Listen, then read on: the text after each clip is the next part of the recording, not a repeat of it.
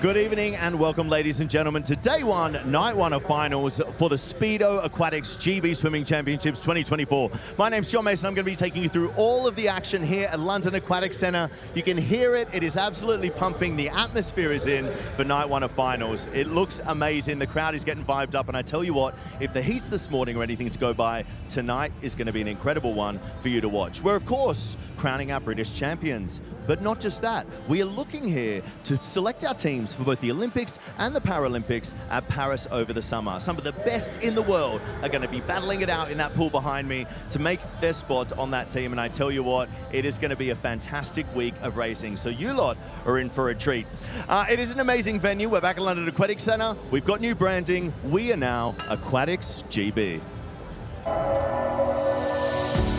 We know what it takes to achieve a dream. Dedication, courage, determination, control, desire.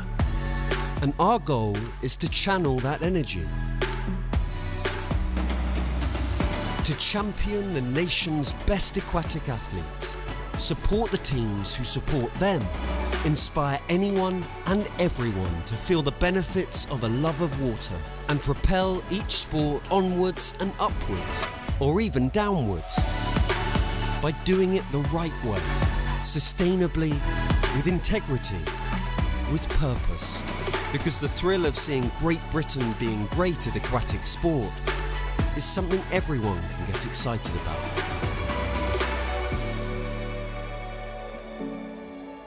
We are Aquatics GB.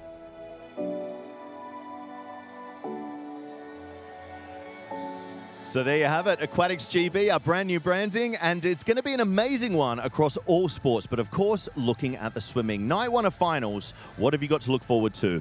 Basically, how did our athletes make it through to tonight's final? The Paris final is going to be the top 8 from the heats for Great Britain. Only the athletes from that final will be able to qualify for the Olympic Games over the summer.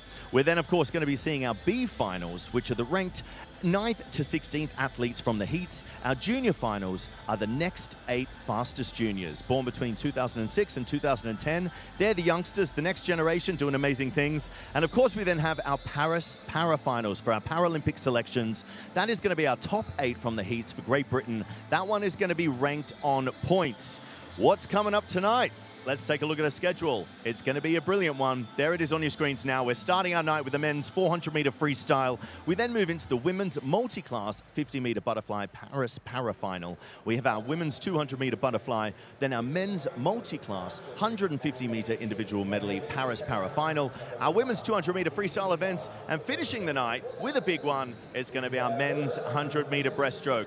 So lots for you at home to look forward to. Now, joining me down here in the studio, the man in the know, you're going to be hearing a lot from him throughout this week, is our commentator, Mr. Andy Jameson. Andy, what a week it's going to be. It certainly is. I mean, it's 6 days of absolute mayhem, I think. I mean, the pressure on these athletes is just fantastic. To come here, first past the post qualification standard, so you've got to win and you've got to do a time, otherwise you don't go. There's a little bit of leeway for special picks, but don't rely on that. It's so exciting. I can't wait. And I think that's what's making it so exciting this year is, of course, they, you know, if they hit that time in the heats, it doesn't count. They've got to do it in tonight's final if it's going to count. It makes it exciting for us to watch at home and hopefully going to make that racing amazing. Well, yes, and we saw Adam Peaty this morning. I mean, he actually went fastest time in the world on 100 meters breaststroke this year. Doesn't count. The only thing that counts for is to get him through to the final. He's got one job to do tonight, and that's obviously do the time, win the race, and then he gets a ticket on Eurostar to Paris in July. And of course, you know, you and I were just chatting earlier. It's been a big year for a lot of these athletes. We've had 2 world championships. We've now got qualifications. We've got the Olympics and the Paralympics over the summer. To be able to sort of time those cycles and taper, to be able to peak when they need to, is a really difficult thing to do. It is, and it's very individualistic as well. I mean, some people like to go to, for example, the Doha World Championships, which is in February. Some wanted to, some didn't. Those that did 2 female world champions. I don't know, I've been commentating 35 years. I've never seen 2 British women win world titles in Olympic events. I mean, fantastic stuff. But some chose not to. Some chose to really peak on something like this meet to make sure that they're ready to deliver their best self in Paris. And Paris for Britain is getting pretty exciting. Don't forget, we were the best ever British team in Tokyo. We want to go better in Paris. Are we going to do it again? Are we going to do it again? Well, I tell you what, before I send you off to commentary, I'm going to ask you, for our audience at home, what's your pick? What's your favorite race you're looking forward to? The most exciting one for this whole week? Am I allowed to choose 2? They're both freestyle. They're both men's sprint freestyle. So it's men's 100 free. That's coming up fairly shortly. But the last race of the whole meet, Aquatics GB have put the last race, the best one, the men's 200 free, right at the end. It's going to be a cracker. Well, that's finishing off the week, but lots to get through before we get there, including our para program. Now, if you at home are not sure how that's going to work, do not stress. We're going to guide you through it. Ellie Simmons and I caught up earlier to hopefully make it a little bit easier. So let's take a look. So this week at the Aquatics GB Swimming Championships, we are combining both the para swimming and the AB swimming. We have the Olympics and the Paralympics coming up over the summer, and these are the trials for both events. But what that means is those at home who have may never seen a para event, we're very, very lucky to have the incredible Ellie Simmons with us. You're here with us all week, Ellie. Yes, I am. I'm so excited. Cannot wait. I cannot wait. And for those at home who have never seen something, why don't you start by telling us about the classifications? Yeah, so there are 14 classifications in para swimming. S1 to S10 is physical impairment.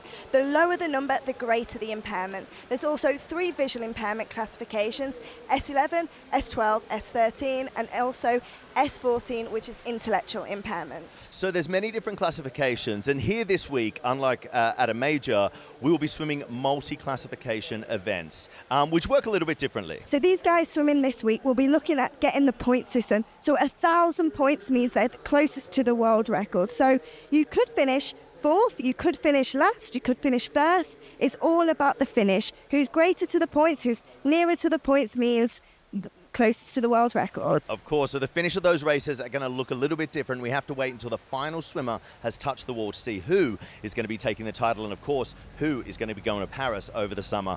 Thank you so much. Hopefully, that has made it a little bit clearer for everyone at home, but do not fret. We're going to be here guiding you through all the info throughout the week. So there you have it. That is, of course, how our para events are going to work throughout this week. But we've got lots to get through. So joining me down here in the studio, 2 very experienced ladies who have been in the position of these athletes many times before. We got Molly Renshaw and Ellie Simmons. Welcome. So, guys, a big week. Does it feel weird being on this side of the pool, not their race it?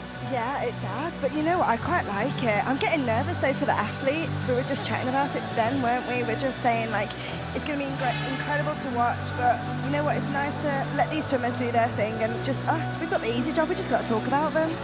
Yeah, I'm very happy to be firmly on poolside for this one. But yeah, like Ellie said, we're very nervous for everyone. We have friends racing, but really excited ahead. So, you know, with a lot of these athletes, you're saying it's a lot of pressure coming into this week. You know, good luck to them. It's really their job to step up to the plate now, isn't it? It is, very much so. This is the Olympic and Paralympics trials. All this training, 4 years of training since Tokyo. Well, 3 years pretty much since Tokyo, and it's all down to this moment. I think they're going to be feeling the pressure. They've got the home crowd, the excitement. It's just all about going out there and just giving everything they've got. So, Ellie, I'm going to come to you first because we've got a big program tonight.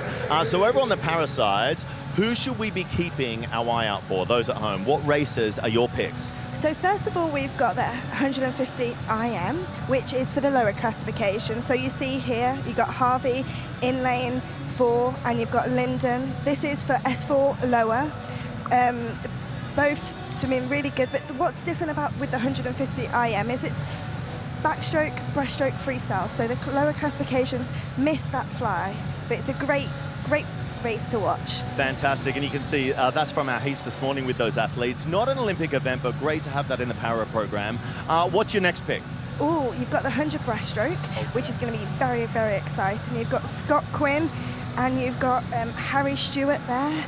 As you can see in lane 9, Harry Stewart there. He's a newcomer on the team. And then you've got the legend that is Scott. He's been around a long time. Just missed the qualification in the heats this morning. But again, going to go for it tonight. Now, just quickly, I know we spoke earlier coming off the men's 100 breast. You also wanted to mention that women's 2 free because it's setting itself up to be a cracking one. Again, another great race. You've got the youngster Poppy Maskell, you've got Jessica Jane Applegate. She got gold here back in 2012, and then also Susanna Hex and Tully Kearney from the S5 category. They hit the qualification time tonight, but they again are going in the final. Well, fantastic stuff. So loads on that side. Now, Molly, moving it over to you. The swimming program is going to be fast. Yeah, really looking forward to it. So tonight we're starting off with the men's 400 freestyle. So we have a head-to-head in that with Luke Turley and Kieran Bird. Kieran Bird did represent Great Britain in the last Olympic Games in this event, so hopefully lots to come from him. His PB is just shy of the qualifying time, but both boys did season best this morning, but they've got a little bit of time to drop to get the qualifying time. Yeah, and you know, with Kieran Bird, he was looking really good. I know in December he hit that British record as well, so definitely we're moving this event along. I'm really interested to see what those boys are going to do in that and hopefully get that qualification time. Yeah, definitely. I think this morning for them was just about getting in and blowing off the cobwebs, and I think tonight, if they can go head-to-head, it'll be a really good race. Okay, so that's the 400 free, the women's 2 free. Now, I'm super excited about this because it's not just qualifying for the individual program. We're trying to qualify relay spots as well, so there's a lot of women in there battling it out for those places. Yeah, so there's 4 slots up for grabs in the 4x2 relay. You can see footage from Lucy this morning. She had a really strong heat swim. I believe it was the season's best for her. But again, I think for these girls this morning, it's just getting out there, getting a feel for the meet and just getting out there again tonight and racing each other. I know they're a really close-knit group of girls, so I think whatever happens in this, the top 4 is going to be a really exciting race. Abby swam amazing this morning. That was the season's best for her. And yeah, the two girls from Loughborough as well there. So we've got 3 Loughborough swimmers in this. So yeah, great friends, and I'm sure it'll be a really exciting race. And just before we move on to our last race, I just want to say, we've really seen, you know, Great Britain come such a long way in those relays, right? We've really been focusing on them over the last few years, but it's actually developed not just the relays, we're seeing it develop the individual races as well. Yeah, definitely. And I think it's just confidence building for them, especially, say, Freya and Mehdi, who are fairly new to the teams. It's getting out there. They're winning World Championship medals. Earlier this year in Doha, they won a silver medal, I believe, in the 4x2. So everything for them is just building up to the Olympic Games, and it's a stepping stone along the way, building that confidence. Well, I can't wait to see what happens in that race. And of course, we're finishing with a big one. Mr. Adam Peaty in that 100-meter breast. Yeah, I think for me, that's got to be the event of the night. Maybe I'm a little bit biased because I'm a breaststroker. But yeah, amazing swim from Adam this morning. He seemed so chilled, so relaxed. He came out of the race, not even out of breath. So he had some things he has to work on moving into the finals. So yeah, like he's done the qualifying time this morning. Like the pressure is kind of off. All he has to do is repeat that again tonight. So yeah, I think for me, that's going to be the highlight tonight. I think it's going to be a highlight for a lot of people at home as well. Watching him develop over the last 12 months, get faster and faster and faster on his comeback, and seeing him do that this morning, I'm super excited for it. Well, thank you so much for joining me. Now, Molly, I'm going to send you off to TV, and Ellie, you're going to be hearing a lot from her in venue, but we're going to be seeing a lot from them this week. Thanks for coming down. It's going to be a great night. Right, for those at home who may have just joined us, we're going to get that schedule up on your screens. You're going to see what you've got to come, and I'm passing it off to the Mr. Andy Jameson and, of course, Paul Noble over there taking us through the commentary for tonight's action. Good luck to the athletes, and let's get into it. Thank you, John, and what a night it's going to be. It's only night 1. I've got to tell you, it's just been electric so far. To see Mr. Peaty go the fastest time in the world in a heat. Fastest time this year. Of course, many nations not had their trials yet, so there's plenty of stuff to come, but some of these races are going to be so exciting. Women's 200 metres freestyle, that should be an absolute cracker. And then the men's 100 metres breaststroke to finish off the night. Well, delighted to be joined again by Paul Noble, 5 times Paralympian, 4 times Paralympic gold medalist, 15 Paralympic medals in total. Paul, I don't know where you keep them, I don't know how you've done that, but congratulations on that. And what are you looking forward to this evening most? Oh, well, a lot to look forward to. I'm going to be doing the para events tonight, so I'm going to be taking you through. So hopefully more people are going to make those nomination times. We had 3 in the heats this morning, and we're hoping for a few more tonight in the para events. Of course, for the Olympic events, it's do or die tonight, Andy, and some great head-to-heads in prospect. Indeed there is. Well, the first race up is the men's 400 metres freestyle. It's the junior final. And they fill up, after the heats, they fill up the lanes for these finals in speed order. So the last of the 4 finals is the is the Paris final, the big final. Then they have the B final for the 9 through 16th fastest ranked swimmers after the heats this morning, and any juniors or seniors can go in those too. And then after that, the remaining juniors will fill up 8 lanes for the junior final. This is the junior final, the men's 400 meters freestyle. And what a final it's going to be. One of the things that really has impressed me so far, and it's only been one morning, is the quality of swimming. The number of personal best times and season's best times that have been delivered in the pool already has been pretty spectacular. It really has. And in this race alone, 6 lifetime bests set to qualify for this junior final, and 1 season's best as well.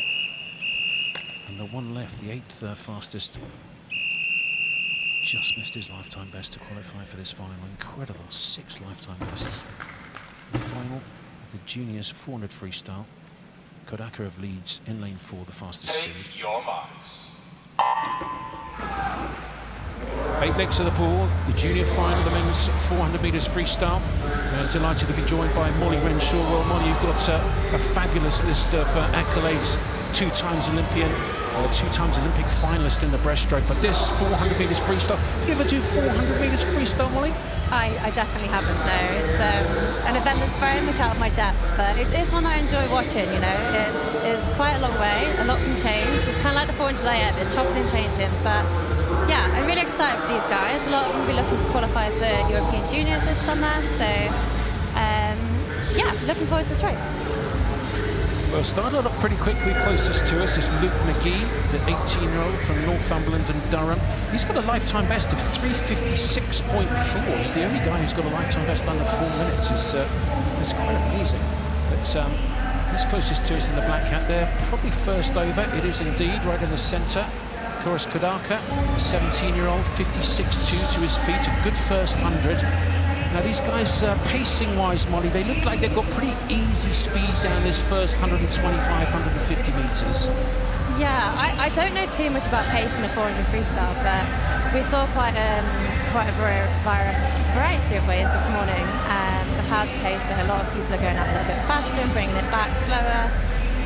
So yeah, I think it's just a very individual thing to the individual swimmer, but it's nice to see these guys taking out strong. I think if they're going to improve on this morning's times, that's exactly what they need to do. And of course, 400 metres freestyle and the 4-minute barrier, 100 metres per, well, a minute per 100 metres. I mean, that's it's just such a big number, such a big barrier. Now, here going out, Koros Kodaka of Leeds looks really good. He really has gone out quickly. Let's see what time he splits at the 200. This is the halfway turn. 1:56.1. Well, his lifetime best, he's set to qualify for this final in 4 minutes, 0.4. And 1:56 to his feet, and he looks very strong. Surely here, Molly, he can go under 4 minutes, can he? I'd love to see it. I think this morning was a big PB from him. I think he dropped around 4 seconds to get into his final in lane 4. So yeah, he's looking really strong. He's pulling further and further away from the field, and it's definitely a race out on his own. So Kodaka of Leeds leading by about what, 3 metres, 3.5 metres from Evan Davidson of Perth City in lane number 5 in second place in that red hat, slightly closer to us. And then the yellow hat up in 3 is Gabrielle Shepherd of City of Leeds. So Leeds in 3 and 4, and Leeds had a really good meet so far. This will be the 300 metres turn, and this is the first final of this Aquatics GB Swimming Championships for 2024, the trials for the Olympic Games in Paris. And over with 100 metres to go, and that's a good, really good split, 30.4. Well, surely he's going to go under 4 minutes. 2:56 at the 300. Yeah, definitely. If he can hold that pace and hold his 50s around 30 seconds, he's miles under. And to be honest, I think hopefully the atmosphere and the excitement down this last 50 will dip him under that 30 seconds. But yeah, this is looking to be a great time. Well, it really is, and going with him is the red hat there of Evan Davidson of Perth City. Elaine Johnston, the coach there at Perth, and well, he's over second, and he's just about on the feet now of Kodaka of Leeds, and this is a very good swim indeed. The split's 30.4 again from Kodaka, 3:27, so he's going to be well under 4 minutes, and this is going to be a fantastic swim. It really is. Koros Kodaka, the 16-year-old, what a swim. His lifetime best, 4 minutes, 0.43. Let's just have a little eye on the consideration time for the junior Europeans at 3:56.1. He's going to be close to that. Oh, just outside, but what a swim. I think it was 4:04 this morning. Then he went 4 minutes in the actual race this morning, 3:56.9. I think that's the beauty of being an age group swimmer. You can drop big time like that, especially on these longer distance events. Yeah, amazing swim from him. I think we do have another junior coming up for in the next heat in the B final, but puts him in a really good place going into the summer. I tell you what else is interesting, Molly. When all these swimmers sitting up in the stands, they'll be watching this meet, wondering how fast the meet is going to be, and they've just watched Kuresh Kudaka of the city of Leeds go another massive lifetime best, 3:56.91 to win it.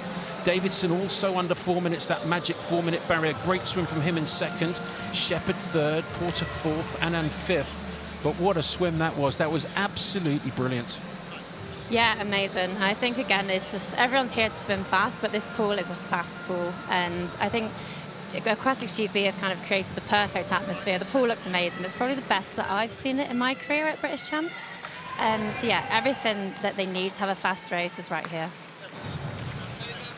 Well, I'm going to ask you in a second about a fast pool, but this the B final lineup. The fastest seed is David Annis in lane number 4 from the Royal Wolverhampton School.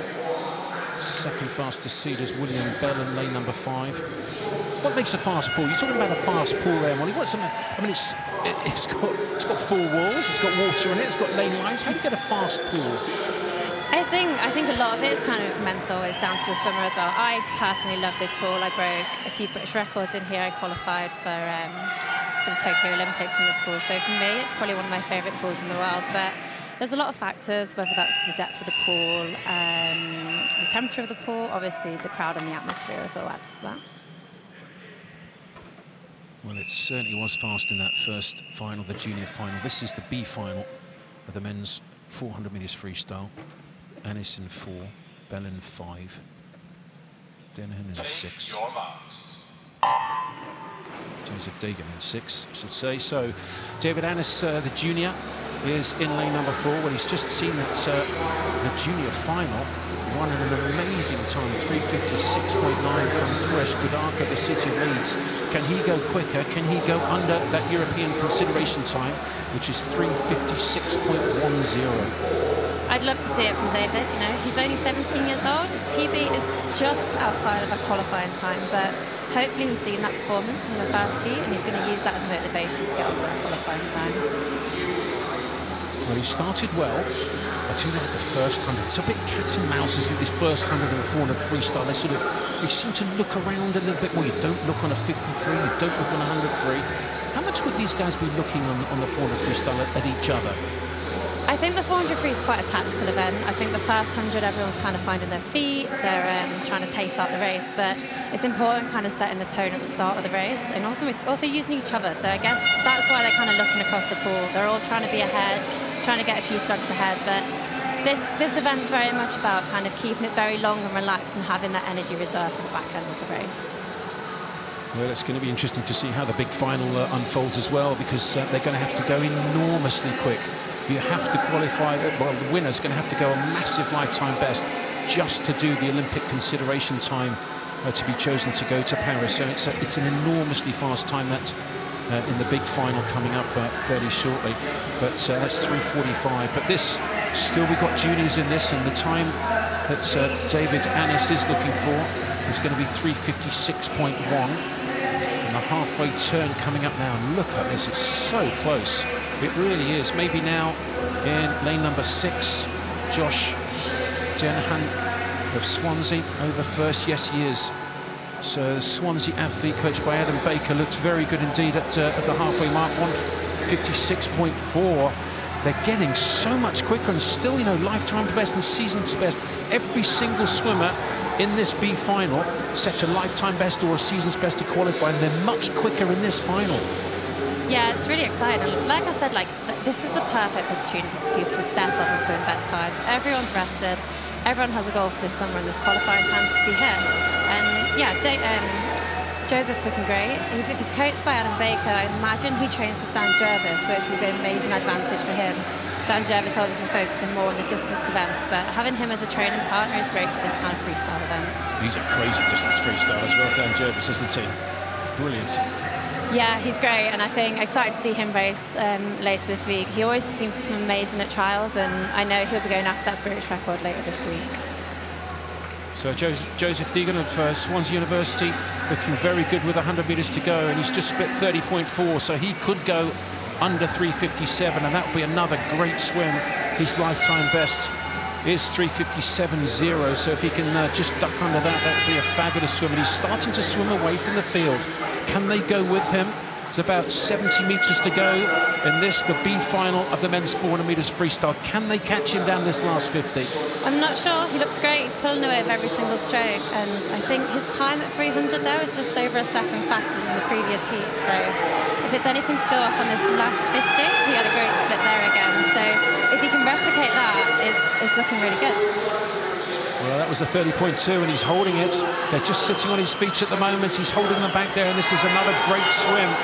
Joseph Deegan is looking very good indeed. They're starting to charge, though. They really are. His teammate in 7, Thomas Treblecock, really is having a go, but he's going to get the touch. He does. What a swim. 3:56.47. Finishes in 29.4. What a swim that was. And Swansea University going 1-3. In the B final of the men's 400 metres freestyle with Sean McCann up there from Loughborough University swim team in lane number 3. 2 3:56s, a 3:56.47 from the winner, 3:56.86 per second. Let's just see confirmation of the result. There it is. So Swansea 1 and 3, McCann comes second, 2 3:56s. Huge lifetime bests. Great swimming. Amazing swimming. An awesome back end there from Thomas. I think he came back in the 28 point there, which was way faster than the rest of the field. So that kind of just proves like the different pacing in the race. It's all very individual. Well, the first 2 races gone, the junior final, the B final as well. And let's see what John Mason's got in the studio. Well, there you have it, ladies and gentlemen, our first junior and B finals out of the way. Of course, coming up next is going to be our Paris Para final. Now, in this is a multi-class event, okay? So just a reminder, this is you're going to see multi-classification athletes in this event. We've got 6, 8, and 9. They'll all be looking for different times. You can see on your screen there the explanation, of course, our classifications. They'll be looking for different times for their classification to qualify to the Paralympics in Paris over the summer. So let's get into it. Back to Andy and Paul Noble. Thanks, John. Yeah, 4 swimmers going to take the start for this 400 freestyle Paris final. As you said, 3 different classes of the 4 swimmers. Bruce Lee, Thomas Navarro Barber, Sam Downey and Zach Washington Young, they are the starters. A little bit different to the junior and the B finals. These swimmers will be coming on individually to the full side. And first in, Zach Washington Young. He swims in the S6 classification. Based in Ealing now. 5:39.42 in the qualification heats. Another S6 swimmer on the opposite side of the pool from Zach. That's Bruce Lee. Well, what a morning that Bruce Lee had this morning. British record in the 100 breaststroke. We'll see him a little bit later on. And also a massive improvement. 8-second personal best in the qualification heats this morning. There's Sam Downey, world champion, finalist twice over in 2022 and 2023. A man from East Lothian. Just 18 years of age, Sam Downey, one of the youngest swimmers in the GB team over the last couple of years. And completing the lineup, Thomas Navarro Barber.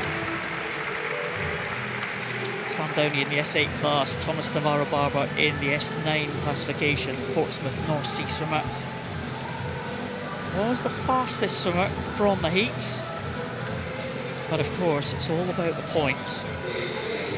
So the times for the swimmers will be compared against the standard time for their classification. Standard time based on the world rankings over the last couple of years. If you're top of the world rankings over those last couple of years, you'll earn yourself 1,000 points. So anything up towards the 800-point range, the 900 points, the 1,000-point mark. You're looking at world-class swimming.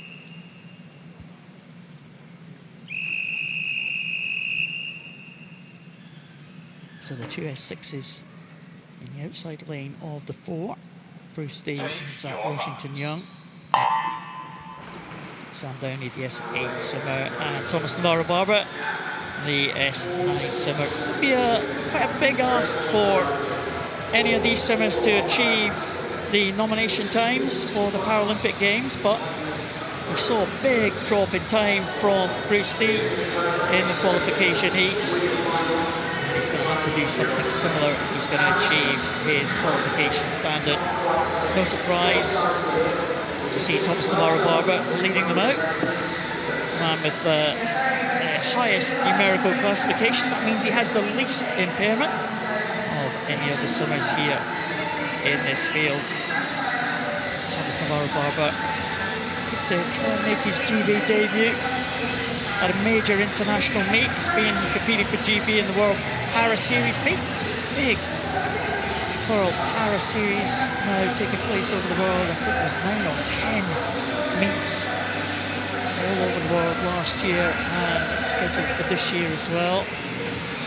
The British one was held in Aberdeen a couple of months ago. We saw some good performances from the GB swimmers warming up for these British Championships. So the two S6 swimmers just going through at the 100 mark, Bruce Dee and Zach Washington-Young. And you can see just the advantage that Bruce Dee has. He's swimming with dwarfism, so he gets a little bit of push off the wall, whereas Zach Washington-Young with that lower limb impairment doesn't get off the wall quite as well as Bruce Dee. And with a number of turns here in this 400 freestyle, well, that might be an advantage to Bruce Dee come towards the end. But at the moment, Thomas Navarro-Barber is leading them through. He's got to make as much of a gap between him and Sam Downey as possible, and the two S6s if he's going to challenge them in terms of points and become the British champion.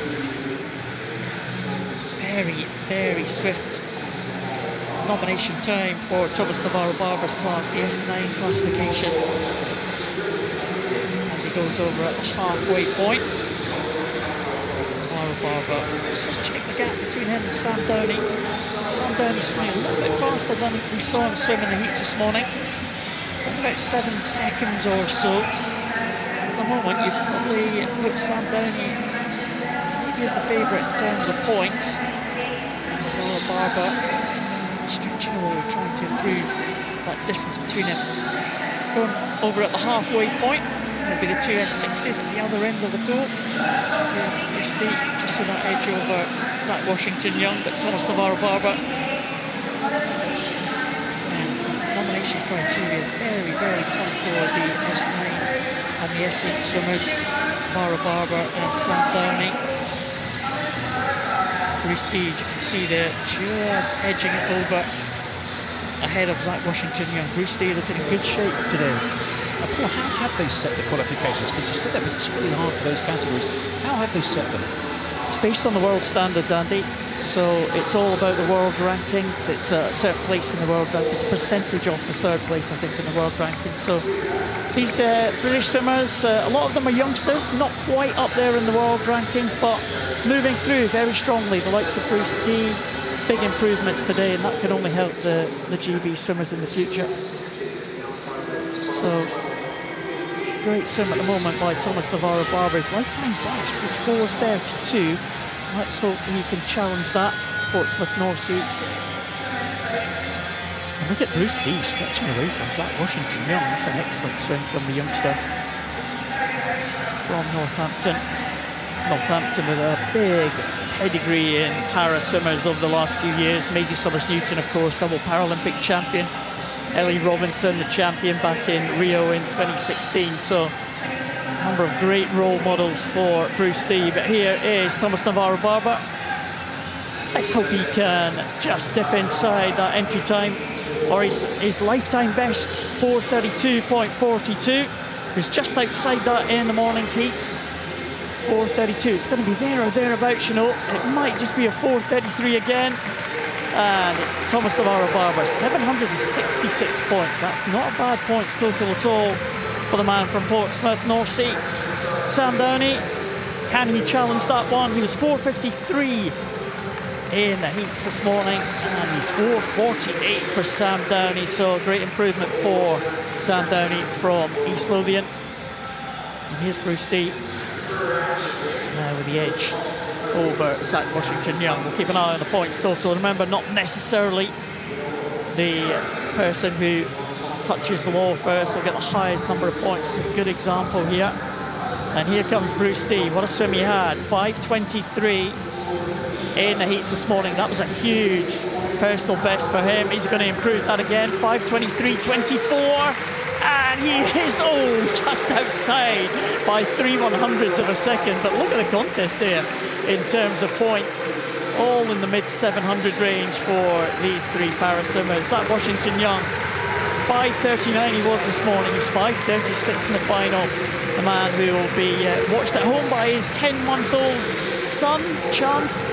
He'll be watching his dad very closely. And a good swim from Zach, gives a wave to the family back home. But some excellent swims there from the the four swimmers in the field there. Sam Downey will be the top on points. 4:48 dead for Downey, ahead of Navarro Barber and Bruce Dee. And an improvement from Zach Washington-Young, the London-based swimmer, in fourth.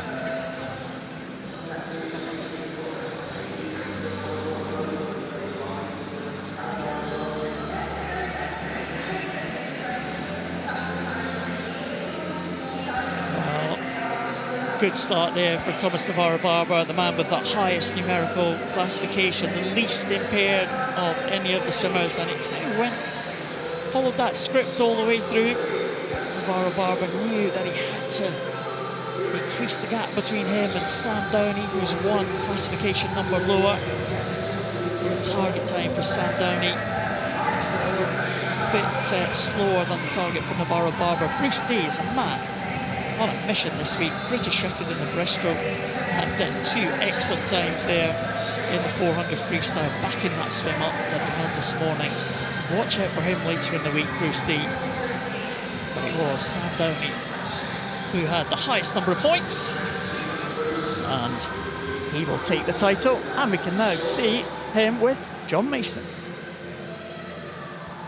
Well, I tell you what a fantastic way, ladies and gentlemen, to start, of course, tonight's racing. Can I get a round of applause for our British medalists? Right? We love to see it. So I'm just going to jump in here. Sam, congratulations. A great swim for you, being able to step up on a platform like this in front of this crowd and take that championship. A great start to your week. Yeah, it's an event I've struggled a lot with recently, so to go a decent time there, I could be really happy, and then all focused on the backstroke tomorrow. Yeah, and you say you struggle with this event. What have you sort of been focusing on to help progress it forward? Just maintaining that reach, staying high in the water, and not letting that stroke cut short at all. Well, you did a great job at that, and I tell you what, congratulations, British champion. We love to see it. Thomas, over to you. Again, first event of the week, a long week here at British Championships, and to take a silver medal is not a bad start. No, it really isn't, but that's what I trained for, so just get a medal.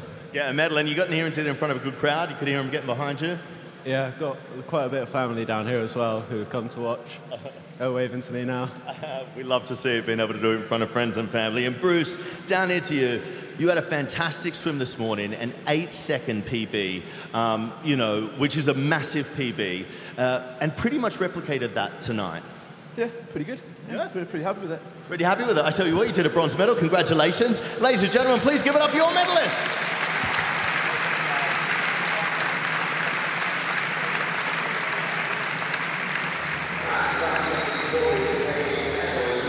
Welcome to the rostrum, our medal presenter, the Senior Vice President at Speedo. I think they were all pretty happy with that, Andy. What do you think? Receiving the bronze medal representing Northampton, Bruce Dee. Good man, that's fantastic. It really was great. It was a good follow-up. So, 3/100ths different in a 400. 8-second PB this morning. Followed that up within 3/100ths of a second tonight. And there's the presentations taking place on the pool deck. There are your medalists. Sam Downey taking that one ahead of Thomas Navarro, Barber and Bruce D. And yeah, great start to the week for the para events. And the medalists leave the pool deck.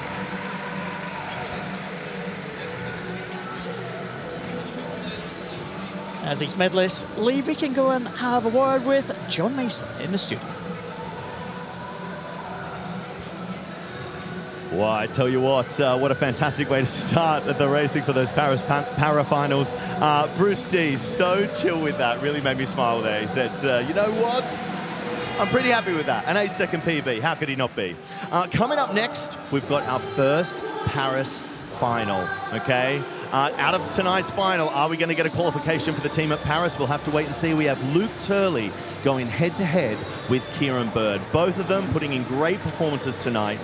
We will, of course, be crowning a British champion, but are they going to make that qualification time? We'll have to wait and see. Hopefully they can progress it from the heats, but it's going to be a fantastic race and a great one to start our Paris final action.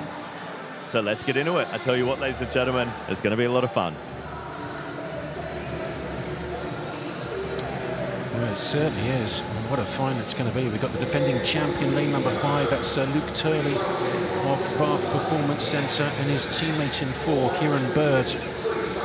I'll never forget that Olympic trial that he did 3 years ago, where I think his lifetime best was 3 minutes 50. He went 3:46.00 and qualified for the team, and just the most extraordinary swim I think I've ever seen at an Olympic trial. He needs to do that again because the qualification standard is actually faster than that, which is still his lifetime best.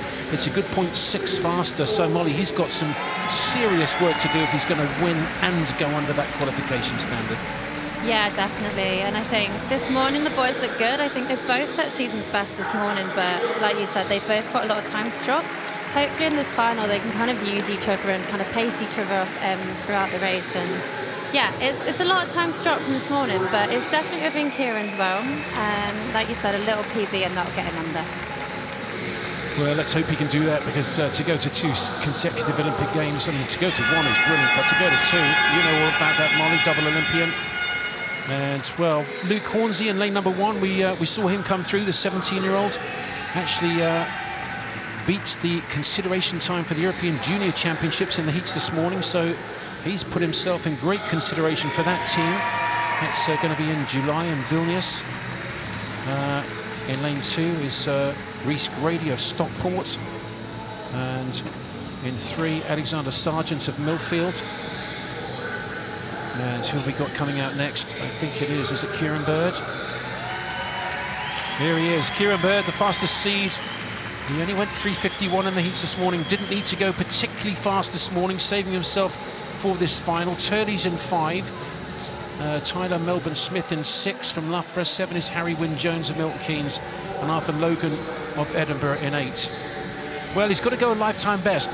How do you go about doing this? You've got to go faster than you've ever gone before, under the lights, in the pressure here, Molly. How's he going to do it?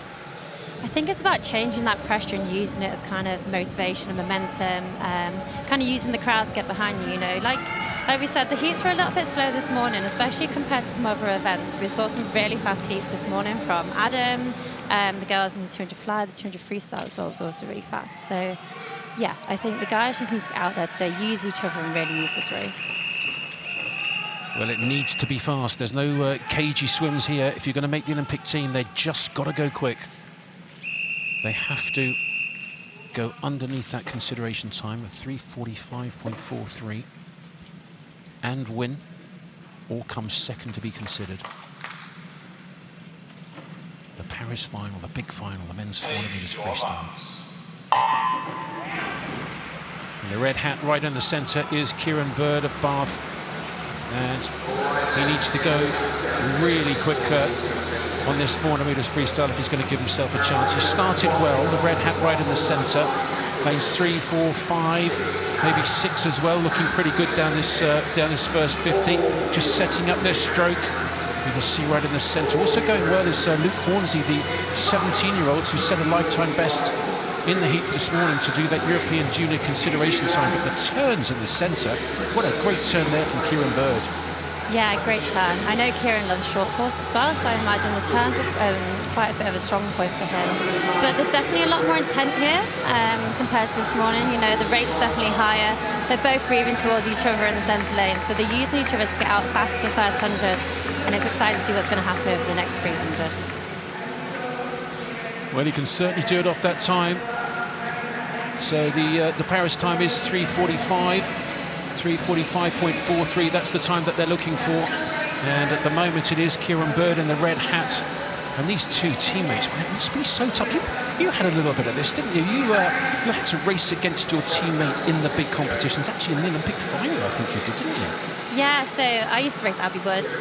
She's racing late tonight in the 200 freestyle, but such a versatile swimmer. She covers medley, she covers breaststroke. So yeah, I raced Abby quite a lot in the 200 breaststroke in the last few years of my career, and I loved racing with Abby. It was, you know, she made the core rooms a lot more fun. We're both very similar in the fact that we love chatting, we love being relaxed in the core room. So having like your best friend there with you, it was an amazing experience. And like the races that we did together, they were kind of always our best because we use each other, we know how each other race. So yeah, I loved it, and I think hopefully these guys will use that too.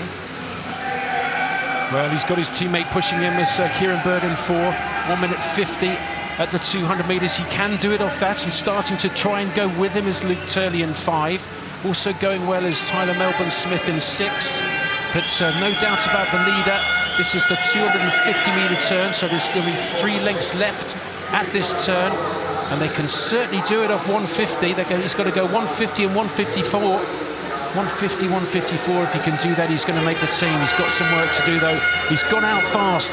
Has he gone out too fast? Has he got enough left?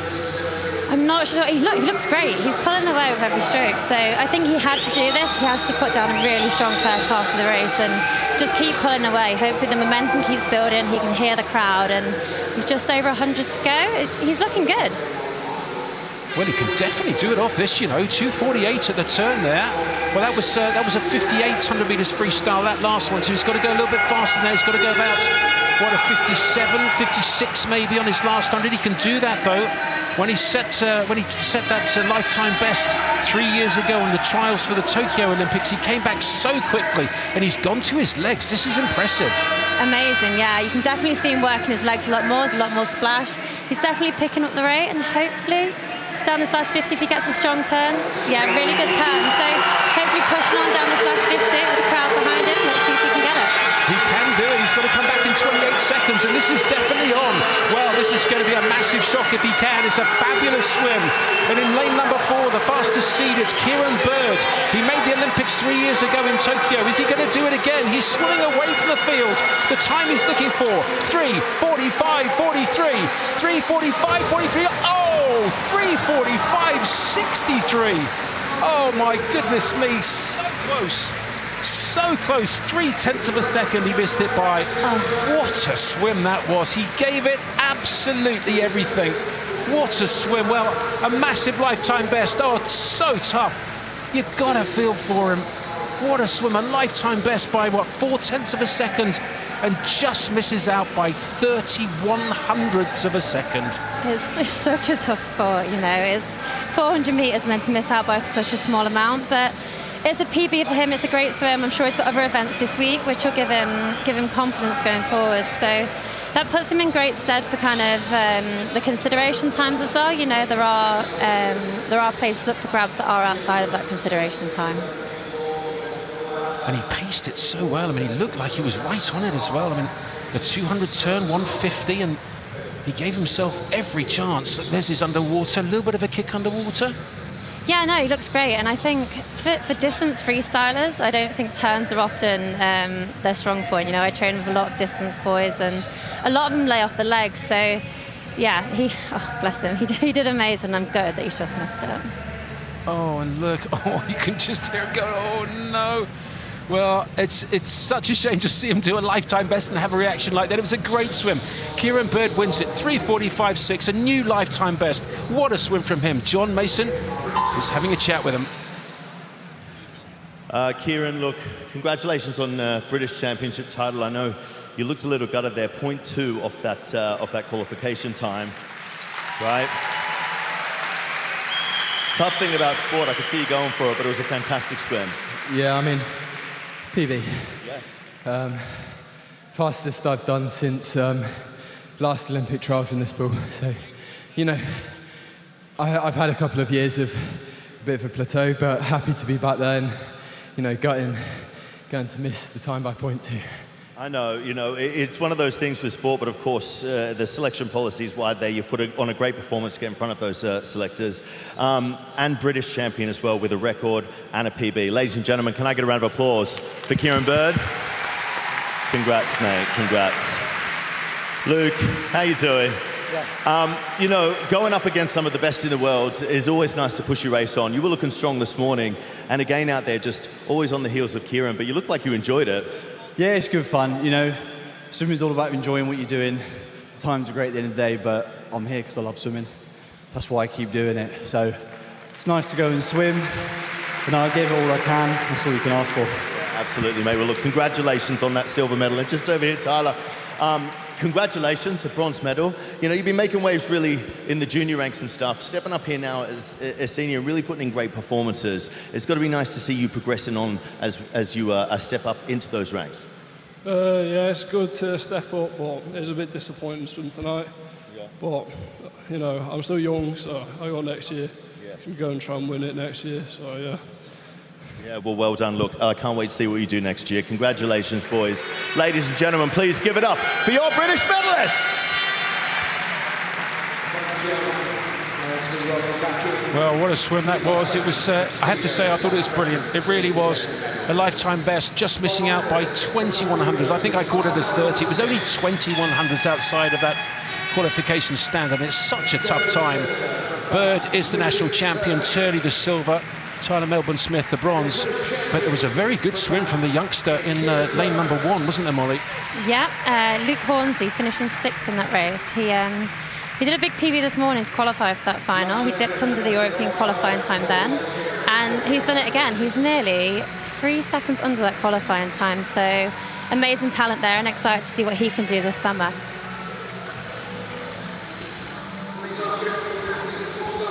Yeah, great swim there from the 400 freestylers. Another multi-class event coming on to the pool side. And we're down to the sprints now. 50 metres at butterfly, so 1 length of this London Aquatics Centre pool. 2 swimmers are going to take the start for this Paris final. There's no Olympic event for this one, so it's just a para event. And there's Iona Winifred, the youngster, 13 years of age. She swims in the S7 classification. Real prospect. And looking to try and qualify for her 2nd Paralympic Games is Grace Harvey. So Grace Harvey swimming in the S6 classification, Iona Winifred in the S7. And it was an excellent swim from both of them this morning. Personal best times in the heats. What can they do in this final?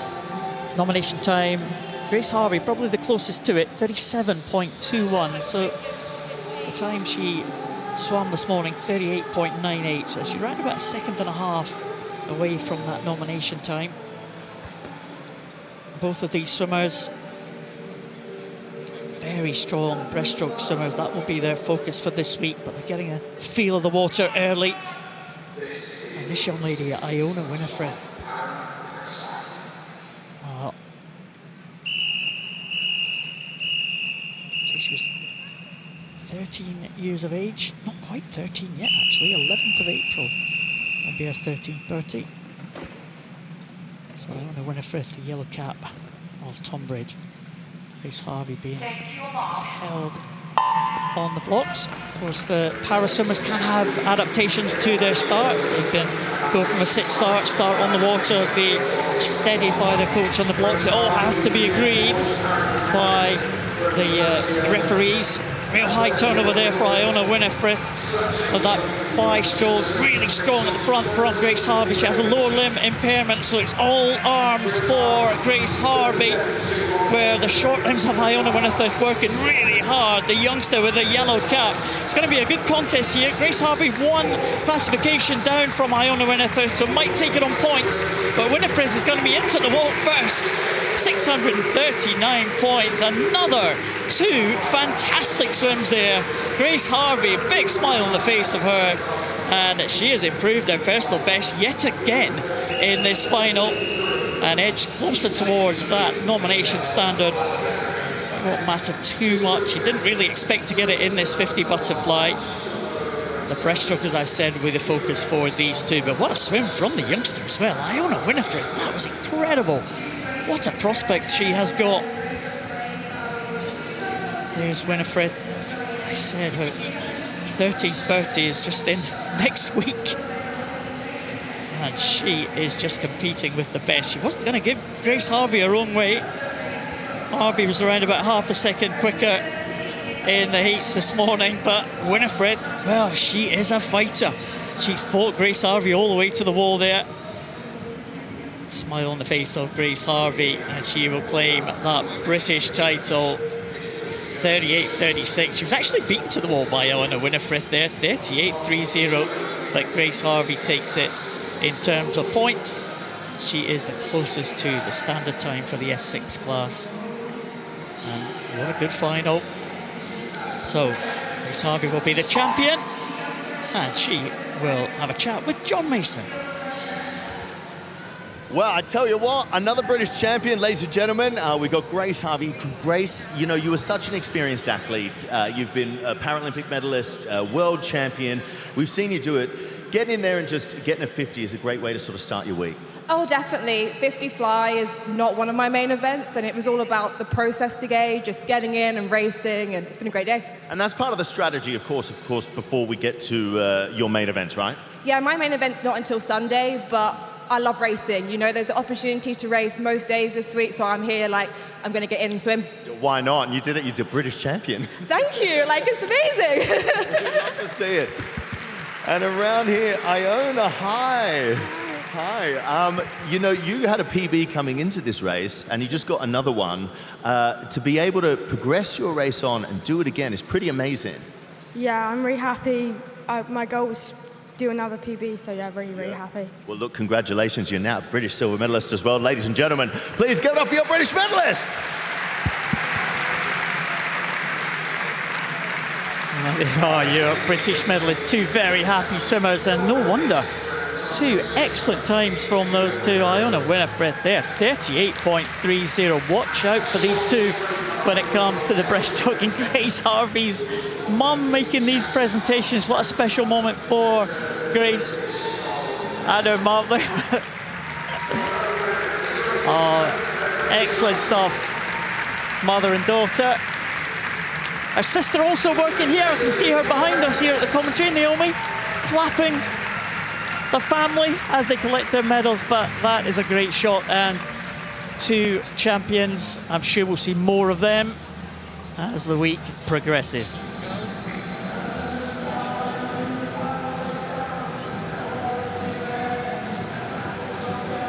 Well, it's great to see families involved in this championship. I know there's quite a few families around the country watching. I know I've just got a message from the Mason family. They're all watching. It's a real big family do this championships. And straight into the women's 200 meters butterfly, the junior final. And Jessica Huggins of Poole is the fastest seed in lane number 4. Matilda Hosser in 5.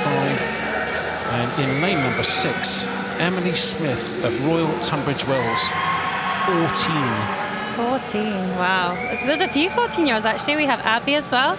And you can see there's so many seasons best and personal best from the heats this morning. And that's what I love about junior swimming, you know. There's just the opportunity to drop so much time. And they have such an amazing opportunity here to be racing the senior athletes in the heats and then having that opportunity to do that second swim in the evening. Indeed, as Molly's just said, 2 14-year-olds, 2 15-year-olds, 2 16-year-olds and 2 17-year-olds in this junior final of the women's 200 fly.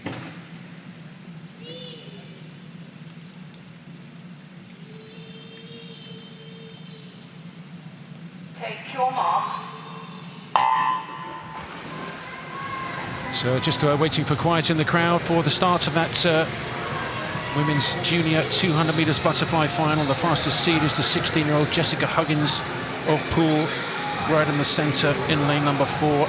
And for these swimmers, these junior swimmers, to come into this meet, in this kind of meet, and they'll be warming up, they'll be in the same ready room, they'll be getting ready for the race. And in 2 races' time, Laura Stevens is going, the new world champion in the women's 200 metres butterfly.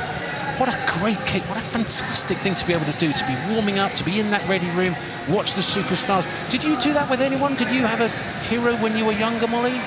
Yeah, absolutely, and mine wasn't necessarily breaststroke based, but I think for me, Beck Ellington was always a star, which is maybe a little cliche. What a surprise, she was fantastic, wasn't she? Exactly, and you just know that she trained so hard, and once I kind of got to know her on a personal level, she's such a lovely person as well, and we're actually from the same kind of area as well, so I kind of use that to my advantage. But yeah, it's amazing for them to be here and, like you said, be warming up alongside Laura Stevens and Emily Large and people like that. It's an amazing opportunity for them. And Emily Smith in lane number 6, the youngster, turns first at the 100 metres. Oh, she's gone off very quickly. Look at this. This dark hat closer to us. I think she's actually got another hat underneath there. She's got 2 hats. Why would you wear 2 hats, Molly? You used to wear 2 hats, didn't you?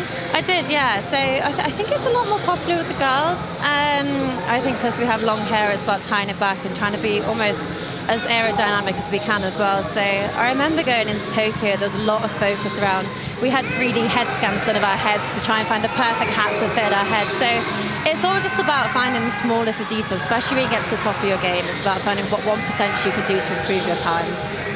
Well, Smith is still holding on here with about 25 metres to go in this junior final of the 200 fly, and she looks very good indeed. Also coming back well in lane number 3 is Abby Roscoe, the other 14-year-old. So the 14-year-old's leading the field here, the Wirral Metro swimmer in 3. And is she going to hold on in 6, Smith? It's going to be really tight. Who gets the touch? It is 3 in the end. Abby Roscoe. Roscoe in 3 from Smith in 6. And, well, they've got the ages there. I think, yeah, they are both 14. What a swim that was. Well, she almost timed it perfectly. And a new lifetime best, I think it was a big one, wasn't it? Yeah, great time from there. I think her best time previously was 2:17.5. So, yeah, great swim from her. That would just be a confidence boost, I guess. I guess for them this summer, they'll be heading to summer nationals. And, you know, they're 14 years old. There's so much to work on. For them at the minute, it's just about enjoying it, enjoying the experience, and just soaking up what Aquatics GB has put on here. It's an amazing show. And it's not often it comes around, so it's once a year, these trials. So just getting out there and racing and just really soaking everything up. Well, if you're a female 200 fly swimmer, what a session to be swimming in. In 2 races' time, we've got the new world champion going in the big final of the women's 200 fly. That's is Laura Stevens. And if you wanted to be swimming in the same session as a man as well, there's only one guy really, is there, that you want to be swimming with? Adam Peaty? I thought so. To be fair, there's quite a few actually. I think there's quite a few during the meet, maybe? Absolutely, yeah. The depth of men's, the swimming in Britain in the males is amazing. The girls obviously outstanding as well, but you know, we have the likes of Adam Peaty, Duncan Scott, Tom Dean, Matt Richards. We have world champions, Olympic champions throughout the whole week. So yeah, I think for these youngsters it's about, like you said, being here, being around your heroes and just kind of embracing it and seeing what we can bring. Well, there's more here. There's 6 juniors in this B final. So after the heats, they fill up the A final, then the B final, just on the fastest 16 swimmers. Fastest 8 into the A, the next 8 into the B. And then after that, the remaining juniors go in the junior final. There's 6 juniors in this B final, after having 8, of course, in that previous junior final. It's the B final, women's 200 fly. Constance Phillips of Nova Centurion, the fastest seed in lane number 4 with Edie Price. The Mount Kelly swimmer, the 15-year-old in lane number 5. And Ashley Bailey of the City of Manchester goes in lane number 6.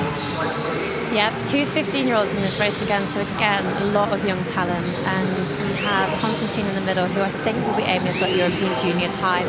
She was just off it this morning. I think she set a PB in 2:14.9. The qualifying time for European juniors is 2:14.77, so she was just a smidge off that this morning. So hopefully some small improvements need to be made, and she can dip under that. And sensibly, British Swimming, I think, has set the consideration time for the European Junior Championships a little bit more, should we say, achievable? I mean, it's still tough, but it's not the crazy one. It's the fastest in the world, or the second fastest in the world. They've actually said it so it is achievable. I think they can take 30 swimmers, and I think they're looking to try and get pretty much all of those as people who swim the consideration time. I guess an interesting challenge is if 33 swimmers do the consideration time, they can only take 30. Yeah, it definitely makes it more complicated, but I think European juniors, like, it's great that they take a big team. I remember my European juniors back in 2011 and 2012, and they were kind of probably some of my favourite meets, you know. I feel like they really shaped you as a junior swimmer and help you transition into that senior career. And how did you do? How did I do? You know what? I actually went for 400 medley in my first year, and that was the last 400 medley I ever did. Really? Why is that? Not really my thing. It's a bit too far for me.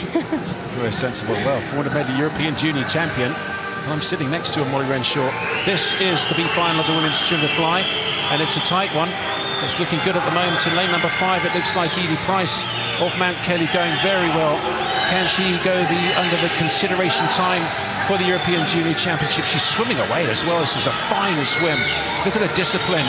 Head up for one stroke and down for one stroke. This is very good indeed, and her coaching team done a super job. They really have.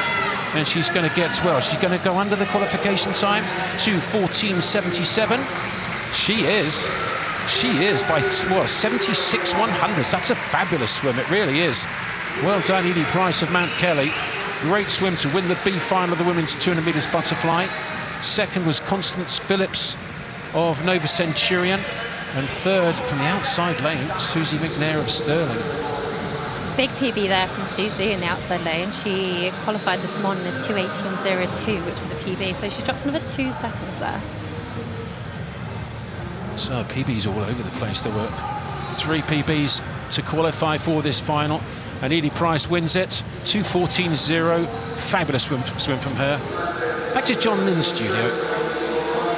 With our junior finals and our B finals done, we are of course moving over to our Paris final. This is a big one. Laura Stevens, world champion. She was crowned world champion in Doha. You can see her here in her heats. She's going to be in the water looking for a time of 2:07.96 to qualify through to that Paris Olympic team. Not just her, of course, we've got Emily Large, has hit that in her life before, and Kiana McInnes, our fastest qualifier this morning, hit 2:08.66. It is going to be a tight race. We're going to have to wait and see who does it, but strap yourselves in. It's going to be a big one. Back to commentary.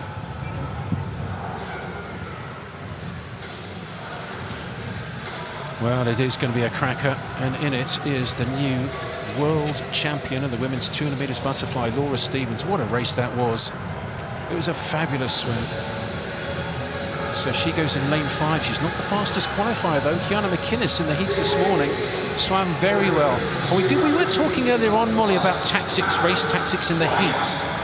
You can't qualify for the Olympic Games doing a super fast time in the heats. You have to do it in the final and win, or come second and go under that consideration time, but you've got to do it in the final. Some people have not gone quite so quick in the heats, men's 400 free, for example, but yeah, Kiana McInnes was great. Yeah, she had a really good heat swim. She was just half a second off her best time, so really strong heat swim, just off her season's best as well. But I think for some people it's about just taking the opportunity to actually have that race practice. Like, I remember Dave would always cue to me that every race is an opportunity. So for some people it's about getting in and blowing off the cobwebs. For some people it's about building confidence as you go through. And I think, like with Adam's swim this morning, that was a massive confidence booster. So coming in tonight, he knows he's pretty much done the job. And I think same for Kiana this morning. She just kind of wanted to get out there, put a good performance out there. And I think coming into tonight, she'll have a lot of confidence. Indeed she will. Well, she's coming out very shortly. That's Emily Large from Millfield. Silver medalist at the British Championships last year. Here is the world champion, Laura Stevens, won in Doha, the European champion. And you know, quietly, she's amassing a serious trove of treasure, a serious set of medals on the international stage. And the fastest seed in lane number 4, it's Kiana McInnes of University of Stirling. So Fox in 1 of Wickham, Stott of Sheffield in 2, Large in 3, McInnes 4, Stevens 5, Lucy Grieve for Stirling in 6, Kiara Schlossen of University of Edinburgh in 7, and Price of Bath in 8th. Well, your coach, Dave Hemmings, he's had quite a year, hasn't he, in the last 12 months or so? Yeah, definitely. The whole group seems to be doing amazing. I popped by earlier this year just to see how they're all getting on, and he was just singing everyone's praises. I think once everyone's kind of riding that wave of momentum and everyone's swimming well, it's so easy to kind of climb aboard that. Well, one of his swimmers is in lane 5. It is Laura Stevens. She is world champion on this 200 fly. Another one of his swimmers, Freya Colbert, is in the women's 200 meters freestyle final. Another world champion. Take your marks. It's the Paris final of the women's 200 meters butterfly. The winner, should they go under 207.96, will book a train ticket on Eurostar to Paris in July for the Olympic Games. And what an opportunity that is. Absolutely wonderful. The world champion in the black cap right in the centre, Laura Stevens. She started off well. She tends to back half it a little bit, goes out quite comfortably, and so tough down that second 100. Yeah, she's got such a strong back end, and you just know from training with her in the past, like, she is such a workhorse. She trains so hard. So I think if she can use this easy speed down the first 100, we know she's going to bring it home. I think the qualifying time is well in within her reach. It's outside her PB. She did a season's best earlier this year at the World Championships to win gold there. So she's had great prep. I don't think she could ask much more. You know, the confidence is high and she looks great. Easy speed. Look at the speed here. Look at this time. Is that 60.1? Very quick to 100. Very quick, yeah. But I think for Laura that is easy speed, you know. I think she's still going to bring it home really strong. She's pulling further and further away, and I think this race, coming down the last 50, might just be down to Laura. Well, it's going to hurt, that's for certain, because she's gone out very fast, but she knows what she's doing. I was watching Dave Hemmings, her coach, yesterday, just giving her some race pace 50s, and she was banging them out. Absolutely. I mean, she's tough as nails. She is tough as nails. I trained with her for the last year of my career, and the sets that she does on her own as well, there's no other butterfly swimmers in Dave's group, so she does it all solo, and it's honestly amazing, and I'm so happy that this year everything's coming together for her. Well, I've got to say that Kiana McInnes is coming back very quickly in lane number 4. Has Stevens gone out a little bit too fast? She's hanging in at the moment. She's got 15 metres to go, and this is tough. McInnes in 4, and the black hat just still 1 lane up from her. I think she's going to hold on the world champion. It's going to be really tight. The final stroke, who gets the touch? McInnes gets the touch. 2:07.24. Well, they've both gone under the consideration time for the Olympic Games, but I can tell you that in winning the race in under the consideration time, Kiana McInnes has just booked herself a ticket on Eurostar to the Olympic Games in the 200 fly ahead of the world champion. That is extraordinary. What a wonderfully paced race that was from the 22-year-old University of Stirling swimmer Kiana McInnes, and Steve Tigg and Brad Hay, the coaches there, take a bow. Amazing last 50 there. I think we bragged about Laura having an amazing back end, but yeah, that last 50 was unbelievable, and I think Laura was definitely tired towards the end, but she looks so happy, and it's so nice to see everyone celebrating after the race. She's almost like, oh my goodness, look, hand over her mouth, she can't believe it. She was quite a way behind. She didn't panic. No, it literally came down to the last few strokes, I think. I was actually holding my breath. I thought Laura was going to get it, but she literally got it on the last stroke. You do know you can't hold your breath and commentate at the same time, don't you, Molly? I'll give it a go. Look at this, though. This last little bit, so close. Oh. Obviously gutted for Laura, but it's still an amazing swim for her. I think it's just off her season's best. But yeah, great position to be in for the selectors. So 13-100 splitting 1 and 2. McInnes wins the women's 200 fly with Stevens second. What a race that was. Let's see what John Mason's got to say to the winners. Well, I tell you what a race and what a finish to that Flute 2 fly, right, ladies and gentlemen? Kiana, I'm just going to jump in here. Sorry, Laura. Sorry, my darling. Kiana, you hit that nomination time and you touched the wall first. You were going to Paris. Thanks so much.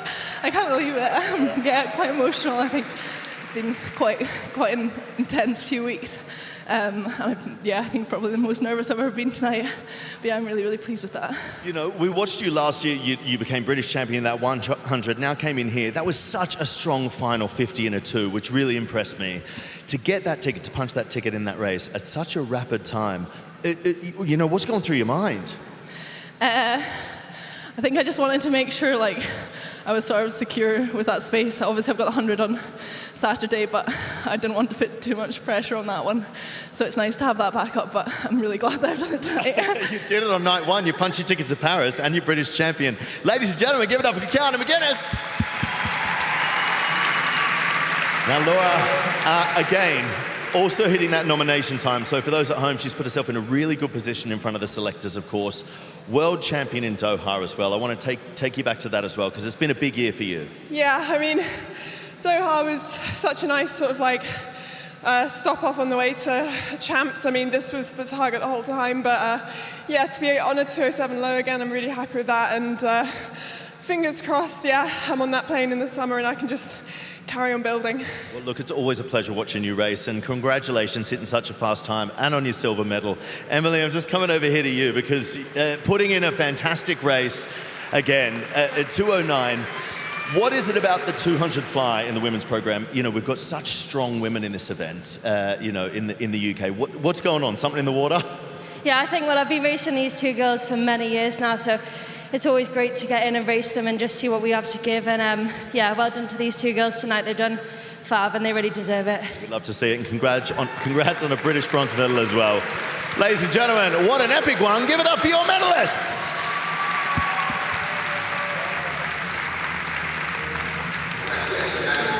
Well, that was quite a race. I have to say, I didn't expect that result. That's quite amazing. Speedo Global Head of Sales, Simon Rose, is giving out the medals to Kiana McGuinness, the champion, Laura Stevens, the silver medals, both going under that consideration time. And a fantastic race. I mean, just the way it unfolded. Stevens out so fast. McGuinness didn't panic. She held on, and, well, I think she was only ahead on one stroke in the whole race, wasn't she? Yeah, I think it honestly came down to the last stroke. You can see there's only 0.1 between them. But yeah, great swim from Laura. I think she'll be happy. I don't think I've ever seen Laura not happy. She always has a massive smile on her face. So yeah, all good. And after that drama in that 200 butterfly, back to the multi-class event. I wonder if we're going to get some drama here in the 150 metres individual medley. Two swimmers will take the start for this one. The 150 individual medley is one of the events unique to the para programme. It's 200 individual medley without the butterfly at the front. So one length backstroke, one length breaststroke, and one length freestyle. Well, Lyndon Longbourn and Harvey Phillips are the two that will take the start on this one. Lyndon is the British record holder, and Harvey Phillips, the man who has been chasing him all the time. Harvey Phillips making his way out. Here comes Lyndon. 2:56.04 in the qualification heats this morning. Lyndon's British record, 2:49.60. Set that back in 2015. Lyndon Longbourn, I do remember him from the trials here in 2012, one of the first events that were held here at the London Aquatics Centre, just prior to the Olympics, of course, and Lyndon setting a British record that night. And that kind of set him up. He didn't make the team for London, didn't make the team for Rio, but he made it in Tokyo. Paralympian Lyndon Longbourn. This is for both these swimmers swimming the SM4 classification. Again, S1 to 10 are those with physical impairments, with S1 being the most impaired, S1, and S10 being the least impaired. Lyndon Longbourn will go in lane 4, Harvey Phillips in lane 5. Very similar impairments. Lyndon Longbourn, excellent trajectory on the backstroke. Probably better on the backstroke. Discipline. He needs to get ahead of Harvey Phillips. A very strong breaststroker. Just see the band there of Harvey Phillips used for him at the start. And if he can just minimise the distance between himself and Lyndon Longhorn in the early stages, he might see himself get a chance. He'd be getting closer with almost every swim we've seen. Harvey Phillips getting closer to Lyndon Longhorn. He's just 20 years of age. Is Harvey Phillips. Lyndon Longhorn 29 now. As I said, it was a long-held dream for Lyndon Longhorn to make the Paralympic Games after missing out a couple of times. But he came back to make that team for Tokyo in 2021. He was an integral part of the GB relay squad out there when they went to Tokyo. Again, if Great Britain are going to enter a relay team for Paris, the likes of Lyndon Longhorn and Harvey Phillips will be men they'll be looking to do. They'll be looking to get times from these swimmers so the relay team can get a qualification standard to make it into those Paris Games. It would be great to see Great Britain have a team in the mixed relays for 20 points. All mixed relays, of course, for the Paralympic Games. No single gender relays. Lyndon's got a big lead now against Harvey Phillips. And will Harvey hold back that deficit as we go into the breaststroke leg? Lyndon, he's a decent breaststroker. Harvey Phillips is, we saw him set a British record in the 100 breaststroke a little bit a few months ago, and he was close to that British record time this morning when he swam the breaststroke in the heats. But Lyndon Longhorn, he's going to have the advantage. And I just wonder if Lyndon maybe got his eyes on trying to get close to that British record time that he has held now. Well, he holds it in 2:49.62. So I just wonder if Lyndon might just take a little bit of a crack at that. He's gone over just under the 2-minute mark. Harvey Phillips now with a lot of ground to make up. I don't think he's going to catch the British record holder. Nomination time is a little bit too far away for these two swimmers, I think. 2:36.46 is the standard. I don't think Lyndon or Harvey are going to achieve that one, as Harvey Phillips comes through 2:20.08. I wonder if he can challenge that 3:10 that he did in the heats this morning. Here comes Lyndon Longhorn now, and encouraged by the crowd here in the Aquatics Centre, just as he was back in 2012. Let's have a good eye on the clock here. 2:49.60 is the British record. He's coming into the last 5 now. I think it might just slip by for Lyndon Longhorn, but it is going to be faster, I think, than he swam in the heats this morning. And here comes Lyndon.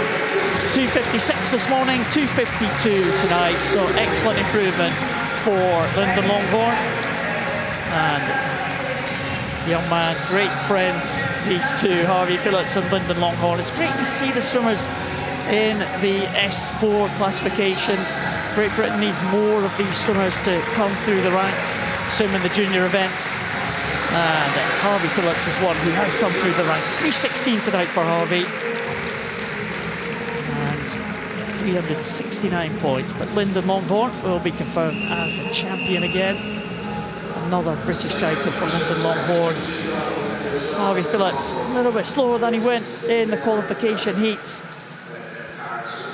Nothing he could do about Lyndon there, who improved his time from this morning. Harvey Phillips really got to try and minimise the damage that Lyndon Longhorn does on the backstroke. Huge advantage that Lyndon had going into the breaststroke leg.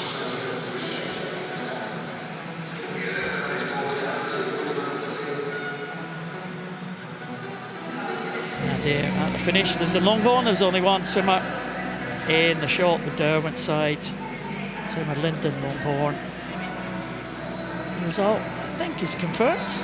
Here we go, 150 metres individual medley. Winner is Lyndon Longhorn, 551 points, with Harvey Phillips in second, 369.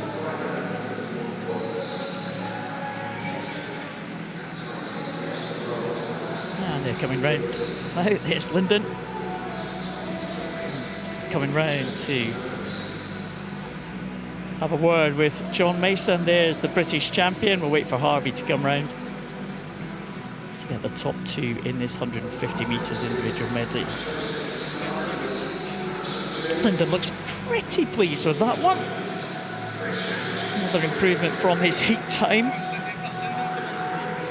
Oh, they can have a laugh.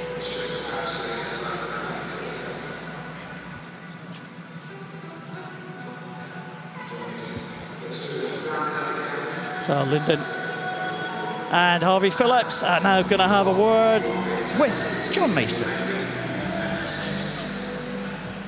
Well, I tell you what, ladies and gentlemen, a round of applause for our British medalists. Lyndon, I'm going to come over here. You know, you just said you were happy with that one for me. You know, you're someone who had a massive program in Tokyo, looking to sort of replicate that this summer in Paris with a crowd. You know, it must be nice to sort of blow the cobwebs off with this one. Absolutely. I mean, considering the injury we've had over the since December, to come back and do that, I can't complain. I said this morning, just blow off the cobwebs and go faster tonight. So that's all you can do, really. And I know there's been that injury, like you just said. How's that sort of progressing? How's it healing? Is sort of all back to normal now? Yeah, I feel amazing. I feel good. Not full fitness, but to go that time, I can't complain, can you? Can't complain. Starting your week off with a British Championship title. We love to see it. Congratulations, mate. And over here, Harvey. Well done. A silver medal and a massive PB this morning as well. I saw you did. Yeah, to be fair, this morning was class to me. Yeah, I really enjoyed it this morning. Not so much tonight. It felt a bit of a struggle, especially, well, halfway down on that breaststroke. Felt knackered, but yeah, it was all right. And you know, you're sort of looking at progressing these races because you're looking to go to your first Paralympics in Paris over the summer. So what events are going to be your main focus as we head throughout the week? Definitely 50 breaststroke, Friday that is. Yeah, I'm really looking forward to that. Hopefully it go well. Well, I can't wait to see what you do there. And look, congratulations, a silver medal. Ladies and gentlemen, give it up for your British medalists! Oh, well done to the medalists. Just see it as it is, Harvey. The medals being presented by Kabir. He's Aquatics GB Social Engagement Programme member, and he's accompanied by his dad. He has autism. It's great to see these medal presentations being made. Some excellent guests making the medal presentations tonight. You've got to say that some of the best medal presenters we've ever had at a British Championship. Here's Harvey, and here is the champion, Lyndon Longhorn. And a good job, Kabir, with those medal presentations. Well done, guys. We'll see them later on in the week, Lyndon and Harvey. Looking forward to it.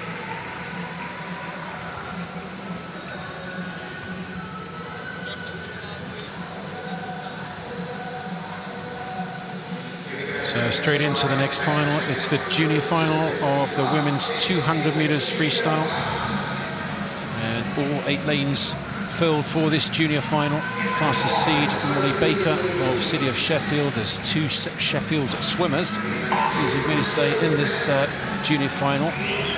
Shirley Robinson in 3 and Molly in lane number 4, Molly Baker. There's a 14-year-old in lane 6, Emily Bloxage from City of Salford. Well, she's not the best in 200 meters freestyle in lane 6. We're just seeing lanes 3 and 4 there, the 2 Sheffield swimmers. Robinson on the right-hand side of that shot in 3 and 4. It's Baker and Emily Bloxage in lane number 6 in the yellow hat of City of Salford. A fantastic distance freestyle.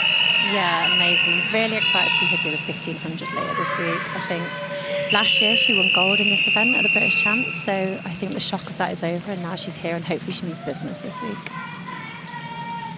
No, she's still just 14 years of age. Stand up, please, swimmers.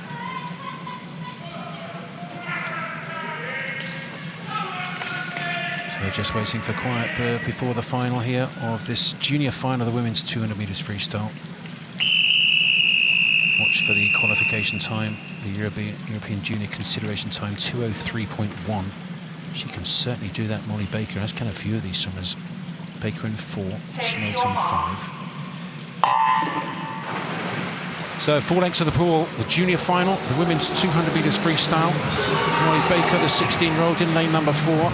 Smelton 5, Bloxage, the 14-year-old in 6. Sky Carter, herself coached by an Olympian, Doug Campbell in 7 from Basildon. And Broder of City of Cardiff in 8. Great start there from City of Sheffield swimmer Molly Baker, and you can see again so many PBs this morning. I think 7 out of the 8 swimmers in the pool did PBs, so hopefully they can step it up again tonight. And like you said, Molly Baker's not far off that qualifying time, so it'd be great to see her under that.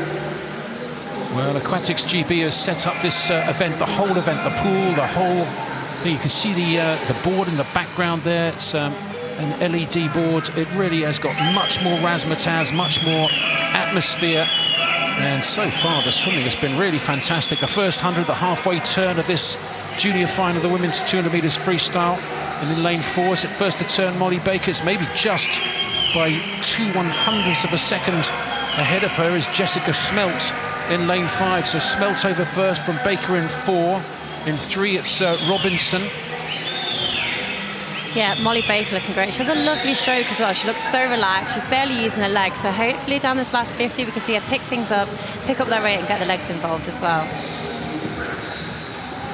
So on the left-hand side of those leading pack, the closest to us, in actual fact, right now, is she over first? Still just it is. In lane number 5, Jessica Smelt of Repton. And can she go under that 2:03.1 consideration time for the juniors? It's a bit of an ask. It's a bit under her best time, but it's a great swim here. Although I think lane 3 is coming back fairly strong as well. So exciting finish. That is Shola Robinson, the second City of Sheffield swimmer in 3. What a finish this is. Look at that, all in line, almost synchronized, perfectly synchronized. 5 meters to go. Is it going to be lane 4? Is it going to be Molly Baker gets the touch? I think she does. Whoa, by 22/100ths, Molly Baker wins it from Smelt in second. In third, it was, how many blocks did she? Came back very fast in lane number 6. 2:04.00, a new lifetime best for her. Well, that's ominous with the 800 and the 1500 metres still to come. Yeah, really exciting for Emily. I think this event for her will just be about getting out there, getting a bit of experience, soaking up the crowd. So, yeah, to drop a little bit of time there under her best time, I think it's just going to give her confidence moving forward. So Molly Baker wins it, 2:03.66. Smelt second, 2:03.8. Bloxage third, Robinson fourth, Bennon fifth. Great race, and I think that's probably the closest finish we've seen other than the women's 200 butterflies. So, yeah, amazing job from the juniors. Well, straight into the B final, and this is going to be a fascinating one as well. 2 swimmers in this are juniors, so we just had the junior final, but faster than all of them in the heats was lanes 1 and 2, Phoebe Cooper and Holly Wilson. They both also went under the consideration time for the junior Europeans of 2:03.13. So if they they only need to do it in the heats or the finals. It's not quite the same for the seniors and the juniors. So as long as a junior does a time in a heat or a final, they can be considered with that time for the Junior European Championships in Lithuania in July. Must be great to get it done in the heats, wasn't it? Yeah, definitely. And I think just having that pressure off, they can now go into it and just kind of work on any corrections that they need to make from this morning and just see how much more time they can drop. The fastest seed is in lane 4. That's Megan Burns of Mount Kelly. Kate Clifton in 5 of Sheffield. Slevin in 6 of Loughborough. The B final of the women's 200 metres freestyle. The 2 juniors, Cooper and Wilson in 1 and 2. Podger of Millfield 3. Barnes of Mount Kelly in 4. Clifton, Sheffield 5. Slevin, Loughborough 6. Pryor and Davis of Derby Excel and University of Stirling respectively in 7 and 8. Good start right at the top there from the youngster Phoebe Cooper in the red hat. She's gone off very quickly. Also in 5, it's Kate Clifton of Sheffield. Are these the first 2 to turn? Barnes, in fact, Megan Barnes just got her feet over first in 4, but mighty close on that first 50. Yeah, and Phoebe's looking amazing, I think. Like we said, she's already qualified this morning, the pressure's off. So I think tonight she just needs to get herself out there and see what she can do. Well, she is getting herself out there, and this is impressive stuff. Barnes is going well in the centre, though. She looks like she's in control. You were talking about easy speed on the 200 fly. Easy speed also in this 200 metres freestyle. That's the halfway turn in this B final of the women's 200 metres freestyle. Barnes over first. Second is Georgia Pryor. But just tell me a little bit about easy speed. How do you get easy speed? I think it's about using everything you've done in training, using that endurance, and then once you taper down, that speed comes a lot more naturally. So taking it out fairly easy but fast on the first 100 to then be able to kind of wind up the race as it goes on and kind of building down that third 50 and then really pushing with everything you've got down the last 50. Well, talking about the last 50, it's right now, and Barnes is going very well. Megan Barnes right in the centre. The Mount Kelly swimmer, Emma Collins-Barnes, I don't think they're related, her coach, but she's swimming very well, really tough, 25 metres to go. Also going very well right at the top there is the junior, is Phoebe Cooper. And, well, at this rate, you could get close to going under 2 minutes, and that would be something special. Can Barnes go under 2 minutes as well? Megan Barnes in 4. It's going to be tight. What is the time? It's going to be close. Oh, 2 minutes, .03. 3/100ths outside of breaking that 2 minutes barrier.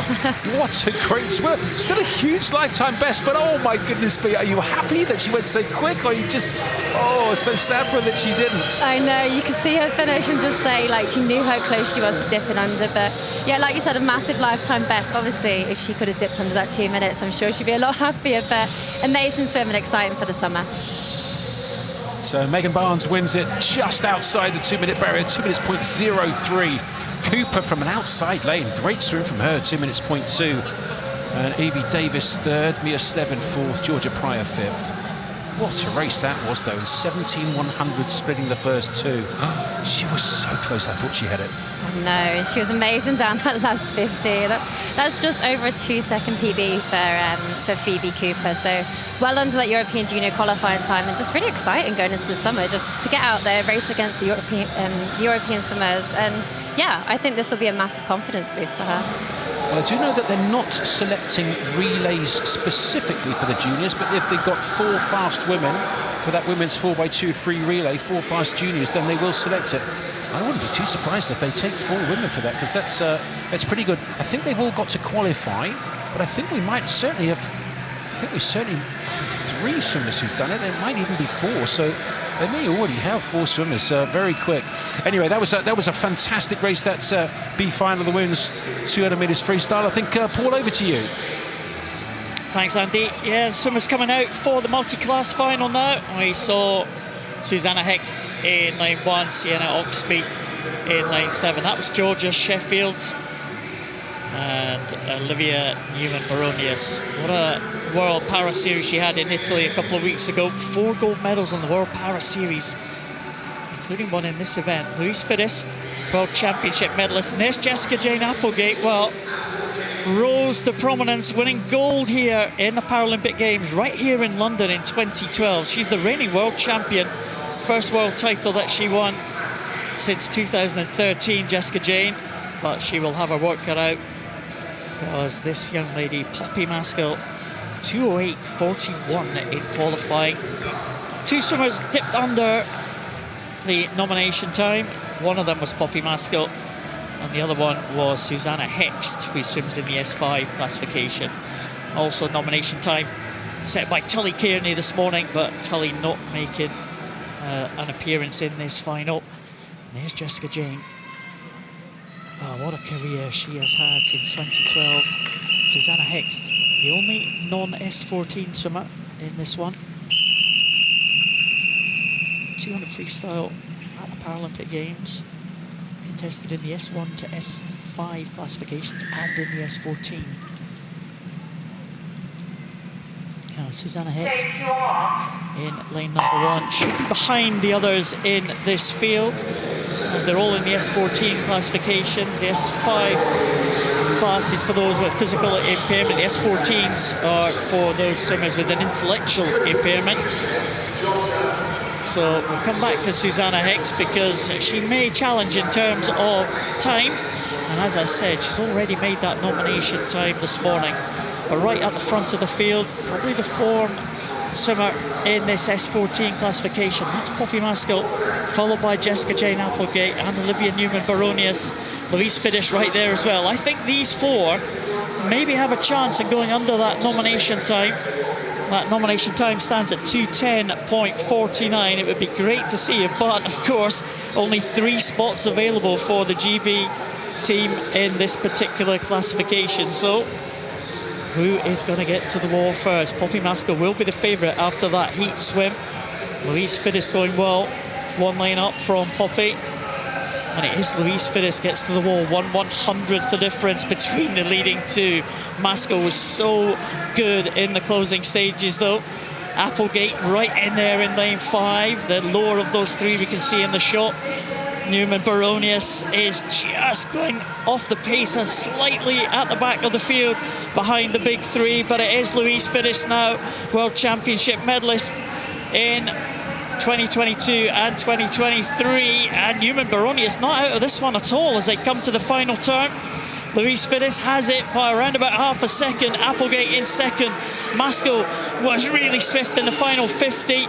Can she come back on Louise Fittes now in line number 3? And look at Newman Baronius making a little bit of a bid. The newcomer upsetting the main three in the centre of the pool here. Olivia Newman Baronius. Here comes Poppy Maskell as well. Applegate, the world champion, I think is out of it here as they come into the final stages now. 2:10.49. Who's going to take this one? It's going to be very close, all on the touch, and it is Poppy Maskell will take it. And look at that, it is 4 under the nomination time. A 10th of a second though it was for Poppy Maskell, just ahead of Olivia Newman Baronius. What a swim that was. And Louise Fittes also under the time in 2:09.25. And the world champion Jessica Jane Applegate under the time, but 4th place in this 200 freestyle. Well, Susanna Hicks, we're not finished yet, of course.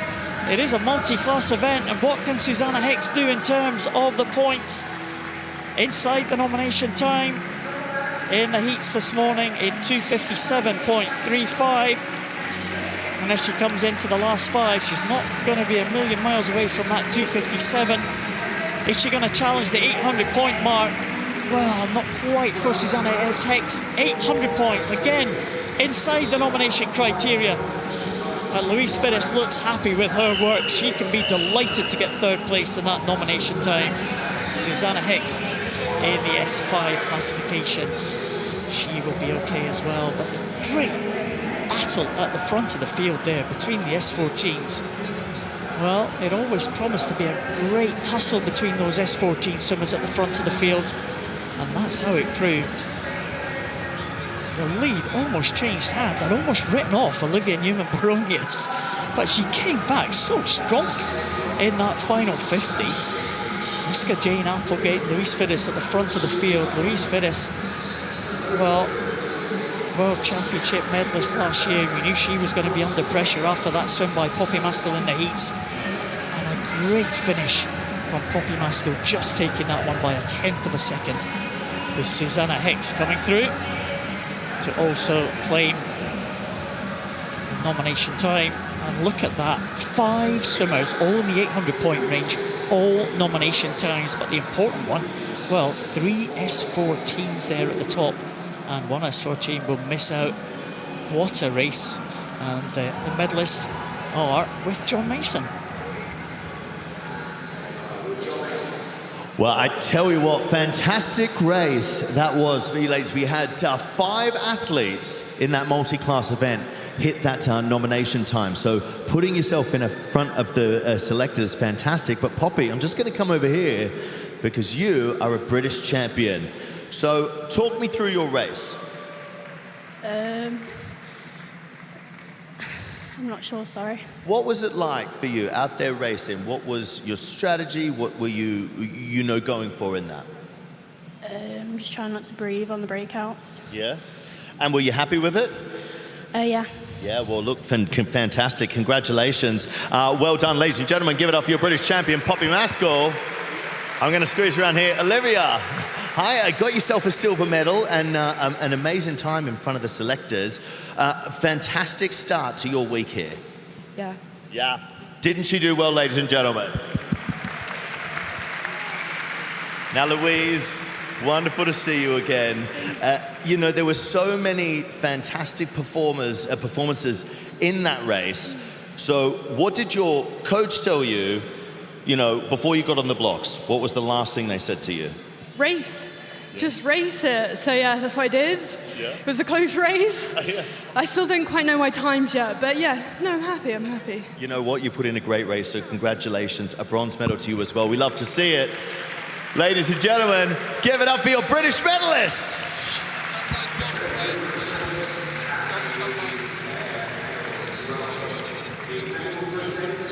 Wow, what a great race that was. Fantastic performances from the three medalists here.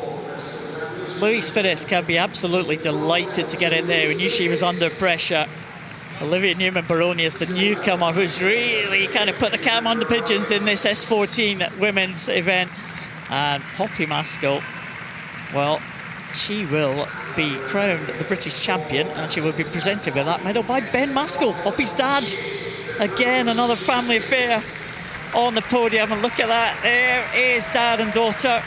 Great performance from Poppy Maskell, brilliant this morning and brilliant again tonight.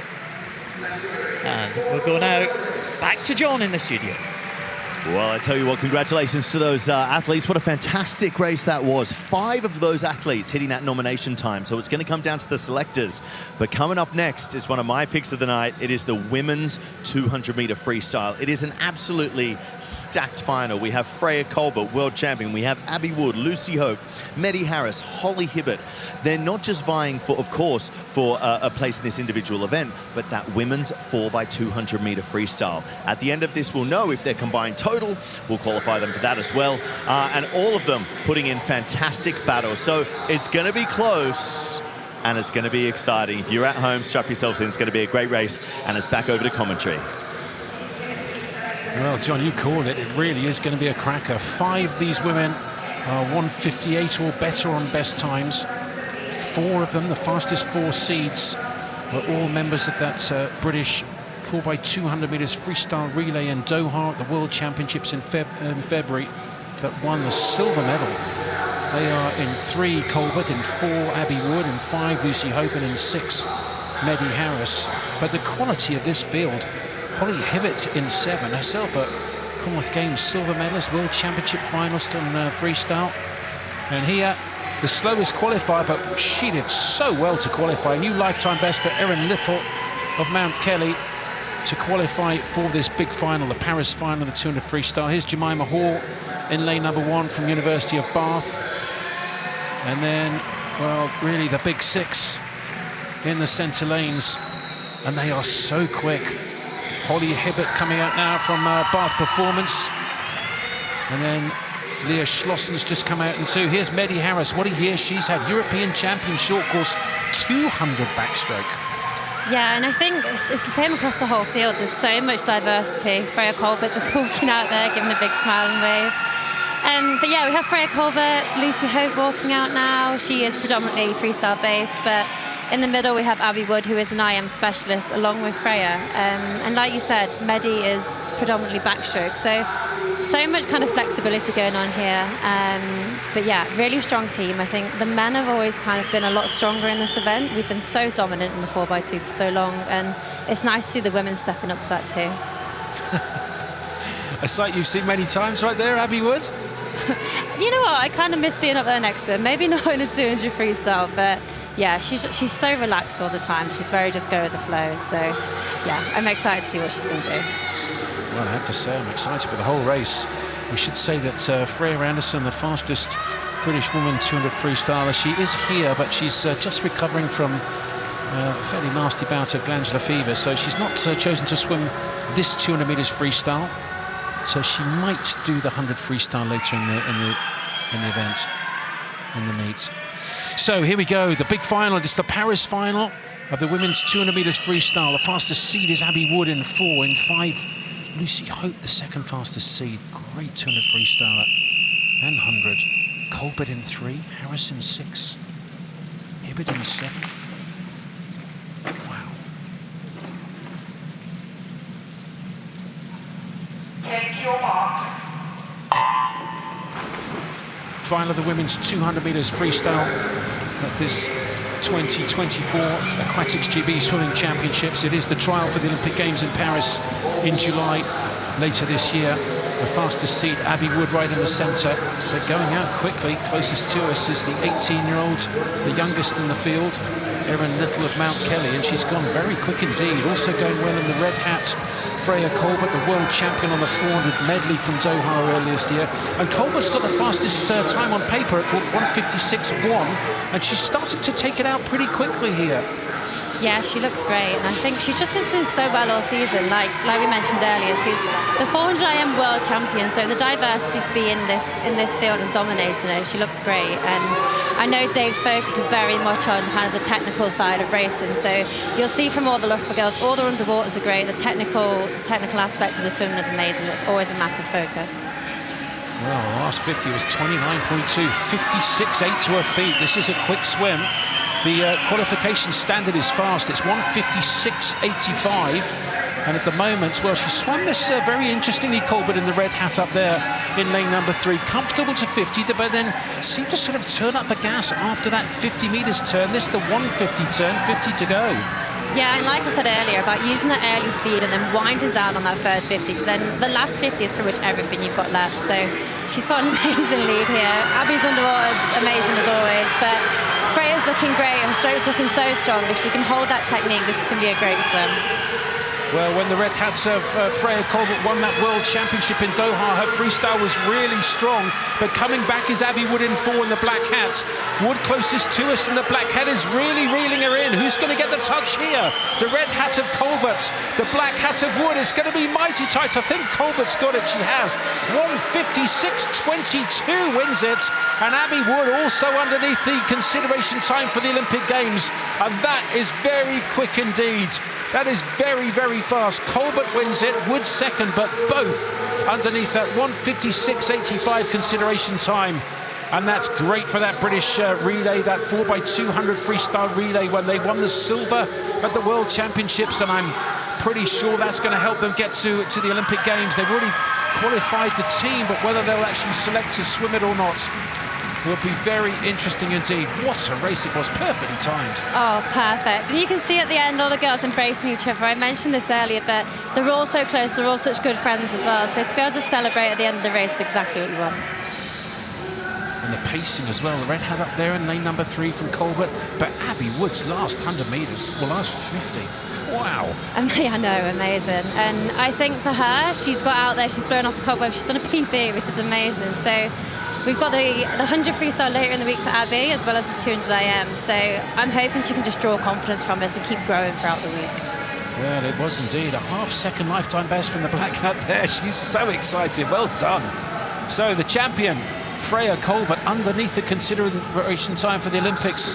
Her teammate Abby Wood in second, Maddie Harris third, Lucy Hope fourth, Schlossen fifth, Hibbert sixth. What a race.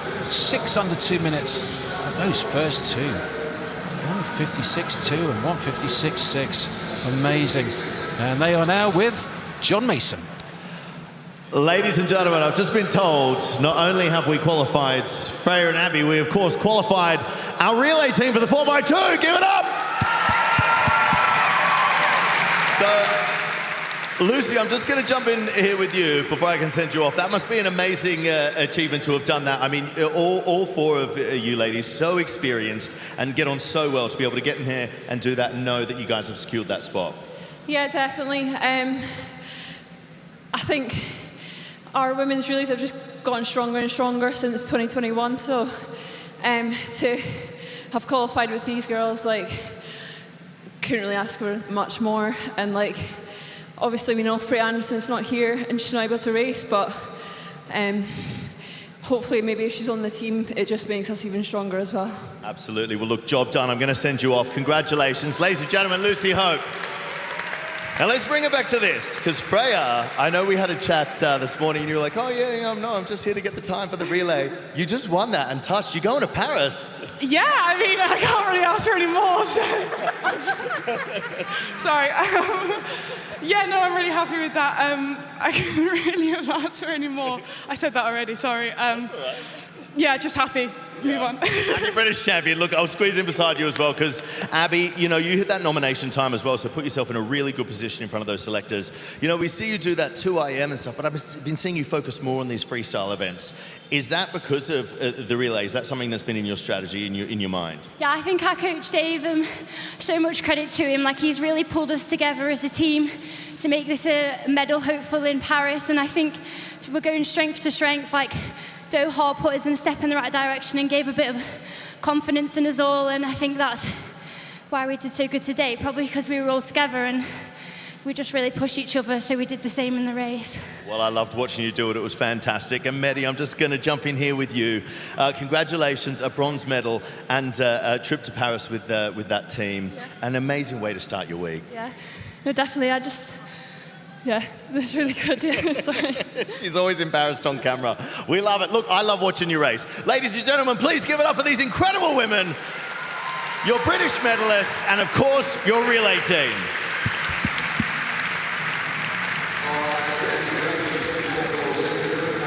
Well, the medal's been presented by Amy Wilmot, herself a Commonwealth champion on the 400 medley, and she's presenting the medal here on the left-hand side there to Abby Wood. A great camaraderie here. Oh, look at that. World champion 400 medley receiving the medal from the Commonwealth champion Amy Wilmot. Wonderful to see. Great friends as well. What's the chat going on? Yeah, I know all these girls are super close, and I think since we left Abby, myself and Sarah, we were always really close, but it's great. She's got a lovely group of girls there, and I think they just thrive together. They just go from strength to strength. Well, they really are going well. Well, in the heats, you can swim with 10 lanes. In the finals, you normally only have 8 lanes, but there was a tie for 8th, and I'm delighted to say that they've actually decided to swim both of the 8 fastest. Both swimmers who tied for 8 fastest, they will both be in this junior final. In lane 1, Adam Bradley, and in lane 9, William Tonks. Both swam 65.26, and so therefore they will both go through to, actually it was lane 8, wasn't it? 8 and 9, Corver and Tonks, 65.26. They're both in this B final. Don't often see that when they fill up the lanes, but Bradley in 1, Ransom 2, Simpson 3, Melville 4 of Stirling, Inglis of Mount Kelly in 5, 6 is Wheeler, 7 is Gallagher, 8 and 9 Corver and Tonks, who tied for that 8th place. Ever seen 9 lanes swum in the final? I was about to say, quite a rare occasion. I think usually they get them to do a swim off in the middle of the day, but kind of great that they've let them kind of rest in the day and given them both a chance.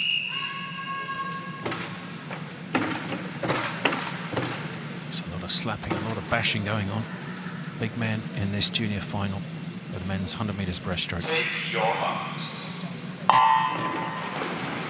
And the 16-year-old Josh Inglis of Mount Kelly has the fastest lifetime best. He's actually in lane number 5. The fastest seed is Callum Melville of Stirling in 4. And it'd be lovely to see them go 62s and win this B final. Yeah, I think breaststroke's an interesting one. You see so many different techniques, especially over the 100. Like when I swam the 100, I wasn't a very good sprinter, so for me it was about just making the most of every single stroke. Whereas you have your Adam Peaties who are racing really high and trying to use as much power as they can. So you see like a variety of strokes across the pool, and I think it's quite an interesting event. And the Black Cow run in the centre, interesting stroke in the centre. Yeah, definitely. To be fair, his stroke rate's not too high, and I think he's kind of building throughout the race, and hopefully this last 25 he can really push on and wind it in. Well, in lane number 4 it is the leader at the moment. It's Callum Melville. It's very tight indeed between him and lane 5, Inglis of Mount Kelly. 4 and 5 it looks like it is. Who's going to get the touch? Well, it looks like it's Melville's got it, but only just by 11/100ths of a second from Josh Inglis. 63.38 to 63.49. Very close race indeed. Wow. Well, I thought for a second there that Inglis might come back on that last 25 metres. He swam really well. Yeah, he was definitely reeling him in, but great swim from both guys in the middle there. In first, Callum Melville, 1:03.38. Second was Josh in 1:03.49, and third was Noah in 64.17. So a few PBs there, but great swimming all round.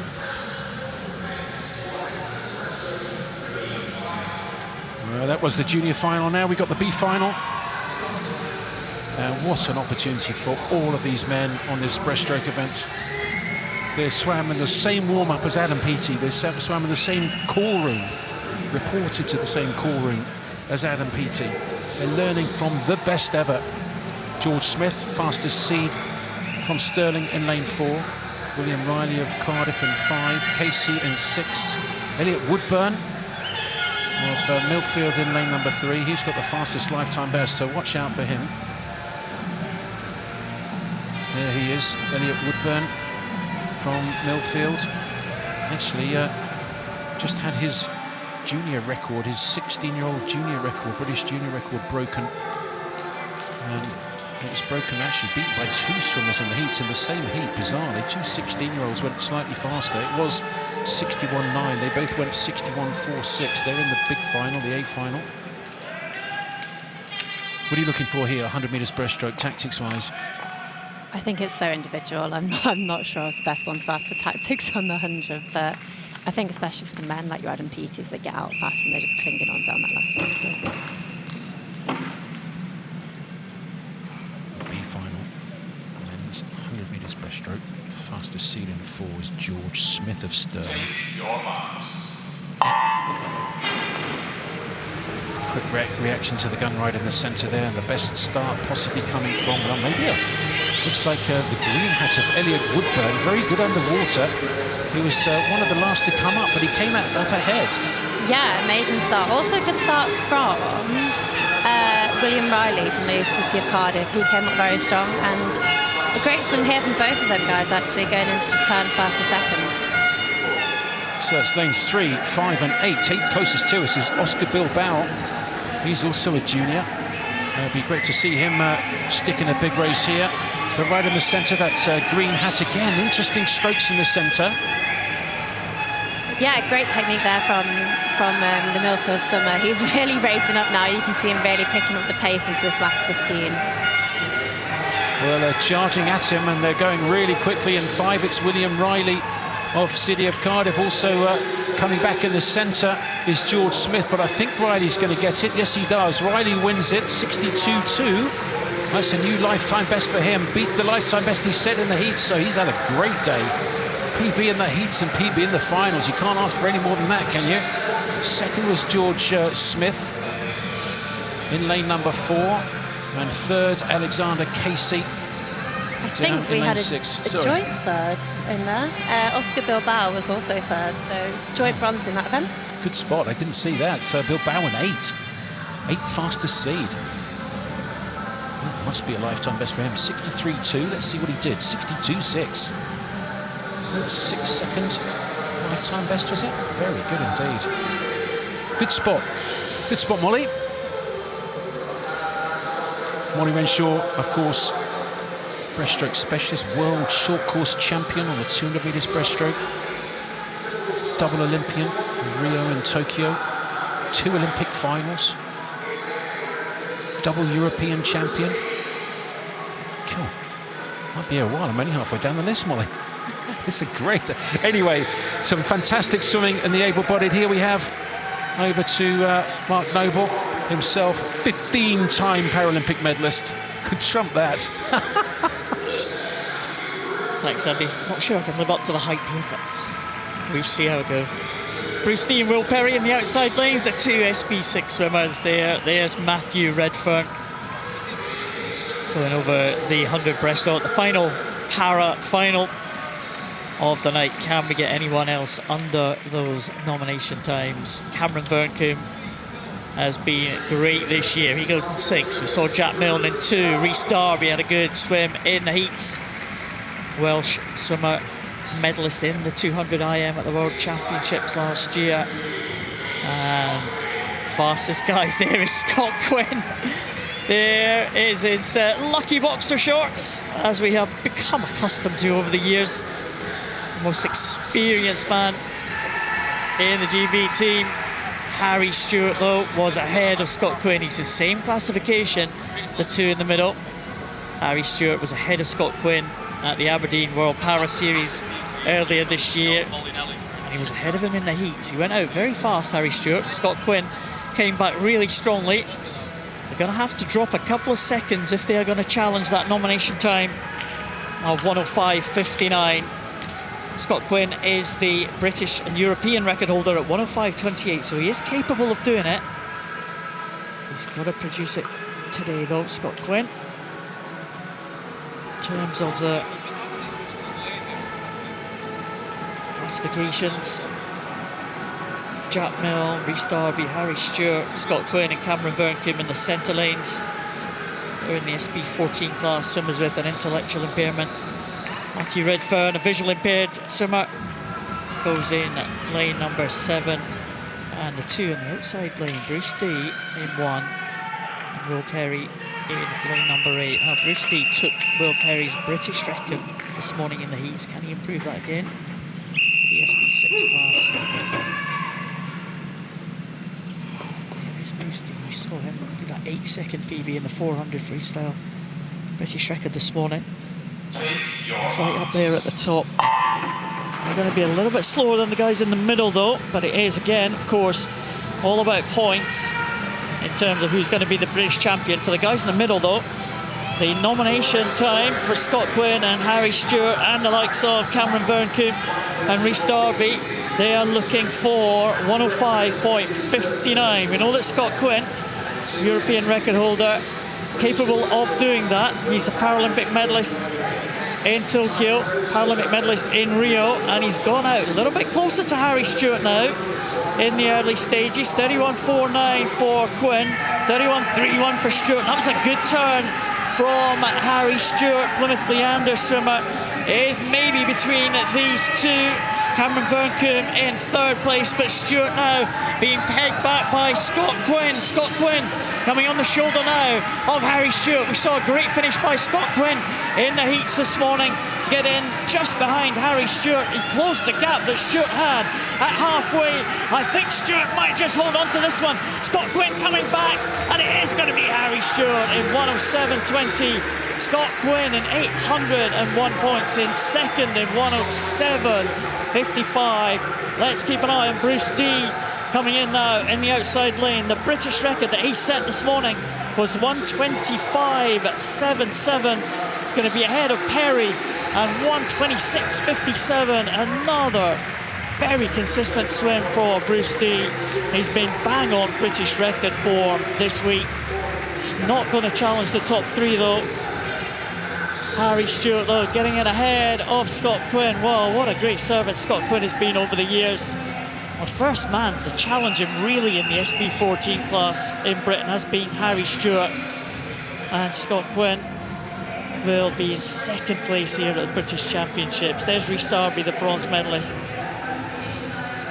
Scott Quinn though was out a little bit faster. He was closer to Harry Stewart in the early stages. I know that he's always been very strong in the closing stages of the 100 breaststroke, Scott Quinn. He's been actually getting to the wall at the 50, which has been Scott's issue over the years. He was closer to Harry Stewart. You expected him maybe to come up alongside Stewart, but Harry Stewart was very strong at the end. And 107.20 with 814 points, just taking it 0.3 ahead of Quinn.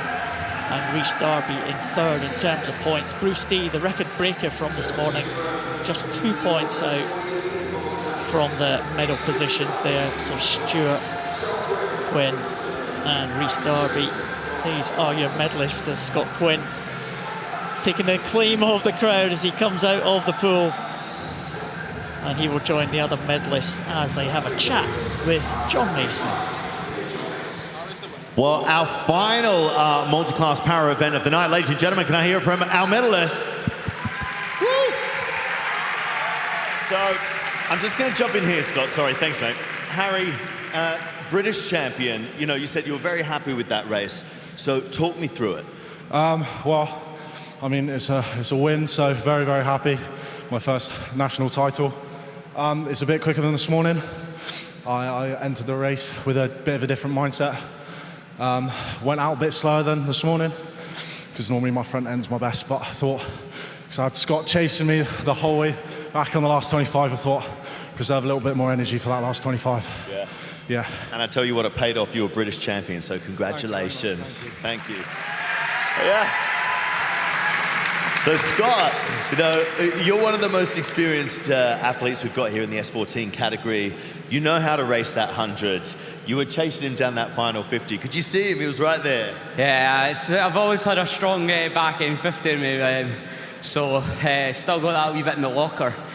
But for me, it's just trying to embrace it. I've been doing this for like 12 to 15 years, so it's just one of those things.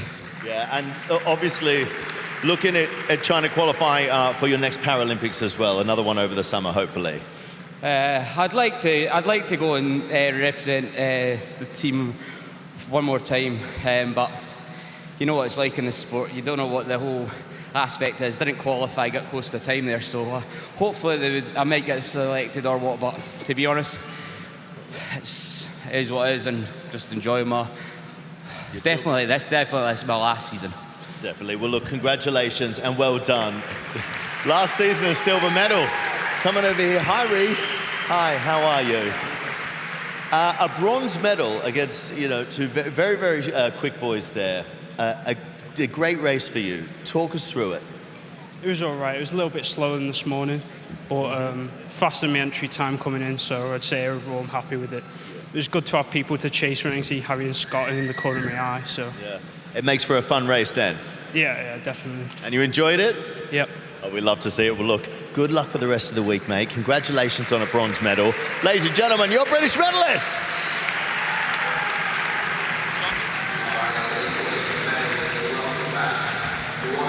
Well, there are your medalists. Amy Wilmot again making the presentations. Two medalists. Amy Wilmot, of course, based in Scotland. You know Scott Quinn very well. What a great servant that Scott Quinn has been over the years. And, no one can take away his achievements that he's had. 2 Paralympic Games medalists, World Championship medalist, European champion. There are your medalists. Harry Stewart, first man to beat Scott Quinn in a number of years. Great performances from the medalists. Well, we're going into our final event of the night, ladies and gentlemen, and it is a cracking one to finish. It is, of course, the men's 100-meter breaststroke. There he is, the man on his comeback, looking to make another Olympic Games, Mr. Adam Peaty. He hit that nomination time this morning, but of course, it's got to be done tonight. All he needs to do is come in and replicate it. He was looking fast, he was looking smooth, his speed was amazing. He said a couple of things he needed to tighten up for his race, but there he is, you can see from this morning, looking happy. Now, of course, 2 places potentially up for grabs. We've got James or Greg in that race as well. James will be, and Greg Butler. Who's going to do it? Putting in a good performance, putting themselves in a good position in front of those selectors. Maybe, they'll get chosen as well. There's relays to fill, there's medley relays to fill, so it is going to be a great way to finish off tonight's action. So it's back over to Andy. Let's go out with a bang. Well, what a way to finish the first night, John, this is. It is the final of the men's 100 metres breaststroke. And in the history of the Olympic Games swimming, only one man has ever won the same event 3 consecutive times. And that man, Michael Phelps. Adam Peaty is trying to achieve that. He won the 100 metres breaststroke in the 2016 Rio Olympics. He won the 100 metres breaststroke in the 2021 Tokyo Olympics. Can he make the team first, and then can he go to Paris, and can he win a 3rd consecutive championship title?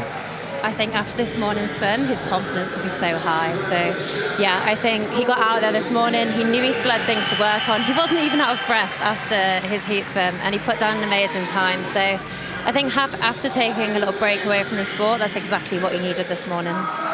And it was a pretty impressive swim, wasn't it? We do talk about, well, certainly his coach, Mel Marshall, talks about super strengths. What is it that Adam Peaty does that makes him so good? I mean, he's so strong, but what is his super strength, would you say? I think the thing with most swimmers is you have 1 or you have 2 super strengths. So my super strength is probably my technique, but for Adam, I think he just covers so many bases. He's so strong in the gym. His technique is amazing. His mindset as well is amazing. There's nothing he hasn't been through. And I also think the emotional passion that he puts into his races is a super strength. Well, there we go. That is Molly Renshaw, double Olympian, double Olympic finalist in breaststroke. We're really looking forward to this. Goodburn is in 6. He's from Edinburgh. In 5, it's Greg Butler. 3 was James Wilby himself, a fantastic world-level medalist. But here he is, 14 times world record holder in breaststroke. The current world record holder on the 100 metres breaststroke, and a 56.8. Just extraordinary. 3 times Olympic champion, twice in this 100 breaststroke, and also course, that wonderful gold medal in that mixed medley relay in Tokyo when Team Great Britain won the gold medal. But he's in fantastic shape. He took a year out. It's hard to come back after that time, but look at this. Look at that. Yeah, no, he looks in great shape, and I think that's only going to get better moving forward. He mentioned after his heat swim this morning that he hasn't enjoyed swimming, he hasn't enjoyed trials for a few years now, and I think he's back in that mindset where he's here, he's happy to race, he's just enjoying the process. Really is, and it was quite stark to see, actually. I was quite surprised to see how much he was just so much more relaxed. He's not prowling around quite as much, he's not using as much mental energy as he was before the races. He did say he was a very emotional swimmer. Here it is, the final, the men's 100 meters breaststroke. The time that they need to do, 59.45. Take your marks. 59.45 is the target, and the time that Adam Peaty set in the heats this morning, 58.5, the fastest time in the world this year, and he looked super, but he was very fast at 50 this morning. He was very fast at 50. You could see him kind of tying up this morning, and he touched on there's a few things he wants to work on. I think he missed his turn and his finish, so if he can correct them here, we're in for a very fast time. Well, he looks great, doesn't he? Look at this. Let's see what the split is.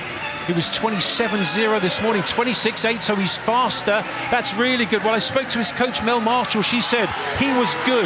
If he can repeat it, he's going to go really well. He looks like he's faster. He looks great, and I think all he has to do is repeat it and this job done. He's done for the week after this, so he's giving it everything. He's just pulling away with every stroke. Well, it's a fantastic stepping stone forwards. Also coming well for his Archie Goodburn in 6. At the moment, second maybe is just about Wilby in 3, but Peaty, no doubt about the winner. The time, 57.94. I cannot believe he's just gone under 58 seconds for a 100 metres breaststroke. This guy is just phenomenal. Absolutely phenomenal. 57.9 on his comeback. And now that, I've got to tell you, is going to send shockwaves throughout the world. 57.9, and he's still got many months to go. How fast can he go? It's on, you know, the three-peat is on, the Olympic three-peat. It is on. Absolutely, and I think people start to doubt him after taking a little bit of time out, just prioritising himself, but he's really put down the marker there, and that was a great swim. Wow. Well, he hit the start well as well, didn't he? Look at this. A really good swim. Well, he's so powerful out. I can tell you that James Wilby's gone under the, just missed it. 59.45 was the target, 59.47 to come in second.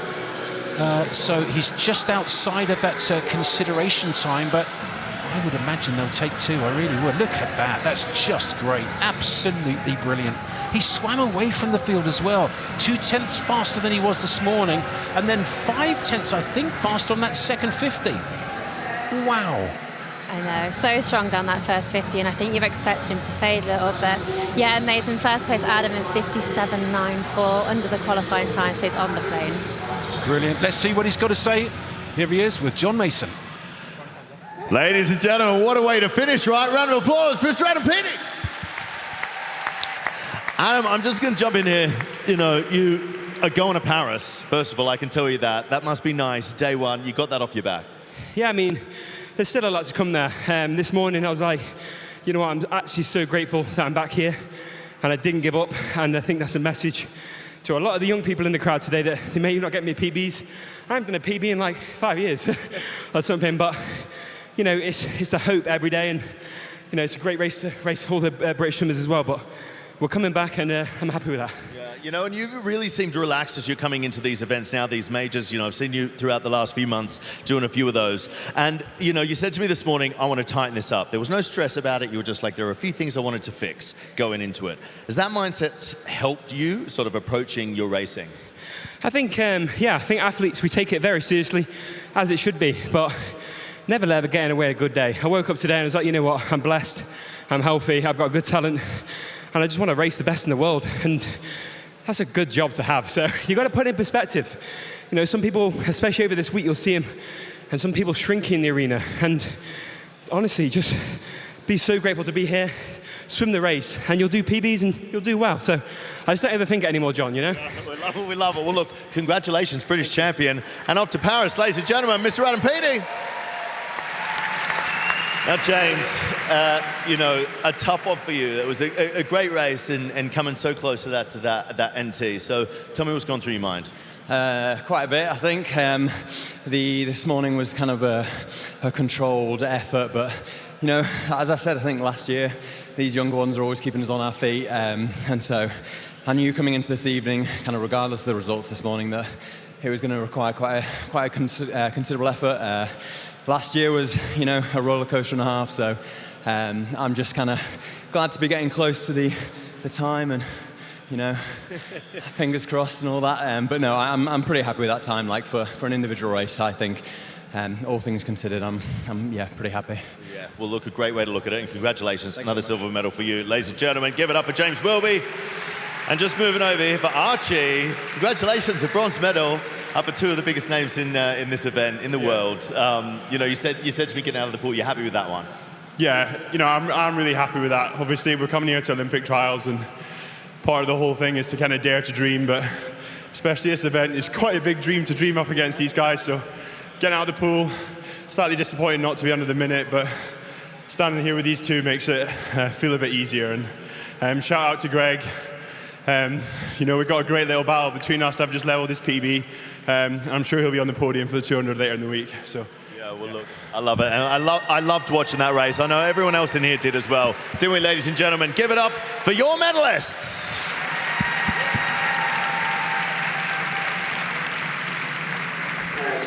Well, that was absolutely extraordinary. I can't believe he went 57. Incredible swim. Really was an incredible swim. And there, the medal's been given out. Well, it's Holly Ramsey, Adam's new partner. Well, he's happy in the pool, he's happy at home. Look at this. You don't normally get a kiss from the person giving out the medals, but I'm thinking, there you go. Had to happen. Look at that, fantastic smile. 57.9. The world is going to be quaking, let me tell you. That's the fastest time in the world this year by over half a second. There's still a lot of trials still to come, so I would imagine certainly the Chinese, they may go a little bit quicker. Maybe the Americans will go quicker. Maybe the Dutch will go quicker, but as a step forward, that is just extraordinary. Really is. Wow, well, Mel Marshall, his coach, is just going to be utterly delighted with that. So much more relaxed, it's brilliant. Well, let's hear, back in the studio, John Mason. What a night that was. Well, there you have it, ladies and gentlemen. That concludes night one. What a night of action, Molly and Ellie. What a great way to start this week. We saw some disappointments. We saw some excitement. We're sending some people to Paris. Give me your thoughts. Wow, wasn't that a final? Gosh, day one as well, and to finish it there. Did you see Adam Peaty? Yeah. What a swim that was. He looked so strong. Good to hit that 57 as well and get that qualification time and to get his place. Just phenomenal. But the para guys swam really well. There's a few just missing out on their qualification times, but they swam really well. We saw Scott. Sadly, I love Scott. He's one of my closest friends and teammates on the team, just missing that out. But Harry swam really well, again missing the qualification time, but still some really good swims. Yeah, and I think, you know, it's important to remind the audience at home as well is, you know, if they get that qualification time, they go into Paris. But a lot comes down to discretionary as well. There's spots on the team for discretionary, let me say it correctly, discretionary choices. Isn't that right, Mal? Yeah, exactly, and they're the kind of people like you're in the 400 freestyle, James Wilby just there, just missing out all the time. So they've put themselves in a really good position in front of the selectors to hopefully get them discretionary picks. So, what was your favourite moment of the night? I've got mine. What was yours, Mal? You know what? I feel like I've been so emotionally involved in tonight. I'm exhausted, but I know that was iconic. That was amazing. But I think I have to go for the women's 200 freestyle. I love all of those girls so much, and to see them kind of come together at the end of the race and embrace each other, I love it. And you know what it's like as well, I know you mentioned that, you know, people have been through a lot of things recently over the last few months, and watching some of those athletes be able to come here and step up to the plate and battle it out and to be able to achieve those things is amazing, you know, putting those things behind them, getting on with it, just doing the job and making their dreams come true. Yeah, exactly that, and all this training for that that moment as well. I think we all know what those feelings are like. Those hard trainings, setting up the alarm. Swimming isn't the great on timings, early mornings, alarm calls and all that, but you know, just to come here to this trials for the Olympics and Paralympics and show the world what Aquatics GB are made of. Absolutely, and by the looks of it, it's going to be a lot. And by the way, we know how Molly loves those early mornings. You're an early morning person, aren't you, Mol? Absolutely not. I won't be joining in the heats. I'm just here for the finals, which suits me perfectly. It's part-timer, we love it. Well, look, thank you so much for joining us here for night one as well. We're going to be back here tomorrow morning. I certainly will be, for the heats. I shall see you then. We'll be going live at 10 tomorrow morning, and of course, finals tomorrow night with the whole team, and hopefully sending some more of our athletes to Paris. Tune in tomorrow night from 7 p.m. We'll see you then. Good night.